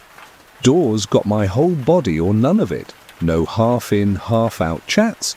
No one more thing with the keys in the lock. No polite pauses with my shoulder plugging the frame like a cork. At work I made a joke of it. Sorry, I don't linger allergies. And people laughed and filed it under quirks, where I wanted it. You ever disguise a survival tactic as a personality trait? It's a neat trick and it keeps you from explaining the wrong kind of story. The building responded like any slow animal. It learned. The numbers stopped trying to land in my mouth all the time. Sometimes they went for my earphones, lining up with the beat of a song and sliding a 4 under the hi-hat. Sometimes they pressed through the carpet and took shape in the tender places of my foot, where skin thinks another step is coming. Gentle pressure, suggestive, a ghost of a riser under flesh. I felt 2 in my wrist, where a vein knocks at the skin when I carry groceries, like someone tapping a watch I don't wear. The numbers were patient. Patience is a shape you feel on your shoulders. I answered with busy rooms and wrong swallows and thresholds I treated like trampolines. Nora and I developed a language that tasted like hardware and tea. A finger circling in the air meant reset the pump. A flat palm near the floor meant watch the rug. A scratch to the throat meant wrong swallow ready. We set the booster to hiccup at odd hours, clicked the dead battery clock and let it tap the shelf, hung a chain of bottle caps in the laundry room so spin cycles counted nothing for 20 stupid minutes. Residents started copying the rituals without knowing the why: coins on landings, painter's tape over peepholes, shoes arranged in pairs that pointed decisively toward doors. Someone taped a sign to the stairwell that said, "We don't pause here," and under it, someone else added in pencil, "Not even to read this." The notes under my door got chattier, like a suitor who thinks persistence is charm. "Thank you for the seconds," again, sometimes with updates. "We prefer yours," or "We can wait." Once, a longer one, in smaller type, as if saving ink were part of the game. "You will pause when you forget you are an edge." I didn't kick them anymore because edges are drama. I slid them under the oven like old receipts and imagined the building's tongue stuck to the glue as it tried to retrieve them. The peephole tape kept its polite bulge, a heartbeat that belonged to an eye, and once I caught my thumbprint swelling outward as if the door wanted to wear me. It took a week for the elevator to get jealous. I pressed the button and the cab slid open with a sigh that sounded like a practiced apology. Inside, the floor indicator started at 6, like a good machine, and then, without moving, ticked down to 5, like a curious child, and then back up to 6, like a lie, and then dropped to 0, like a dare. You ever see a number a machine isn't supposed to have? The doors thought about closing, and then did it suddenly, a clap of metal palms, and the panel lit a single letter where numbers go. O. It could have been for open, sure, if you wanted to be dumb in a hopeful way. I stepped back out and walked to the stairwell because sometimes the monster you know is a better host. The stairwell had gone quieter in the way rooms do when a conversation gets private. 10, it said, not as a countdown this time, but as a greeting, something old-fashioned like "Good evening" or "We begin." The air smelled like chalk and rain, already decided, and my hand found the rail, warm where other hands had learned the same grip. Somewhere below, a coin settled from another life and made that small, definitive kiss of metal to concrete that says "finished" in a language no one argues with. I started up, and the numbers came not to push me, but to walk beside me like someone learning your stride. 4, and my knee felt seen. 3, and my teeth got that chilled ache like when you bite a spoon. 2, and my throat waited with the wrong swallow rehearsed but not needed. 1 drifted by my shoulder like a friend who won't hug, and then the space after it opened like a coat you could slip into or refuse. I didn't pause at the top step, because that is not who I am anymore. I walked through like a person finishing a sentence she's already thought about. The hallway smelled like soup and old paint and victory you don't brag about. There was a final note under my mat, different paper, thicker, off-white, the kind you would use to invite someone to something serious. The typewriter letters had gotten cocky or tired. I couldn't tell which. We know where you keep your seconds. Under that, in handwriting I recognized and didn't, a single, almost kind line. So do you. I put it on the fridge with a magnet shaped like a lemon and laughed, small and true. Here's the part I don't want to tell you, because it will make you look at your own steps later. The top step isn't in the stairwell anymore. It's everywhere I would think about stopping.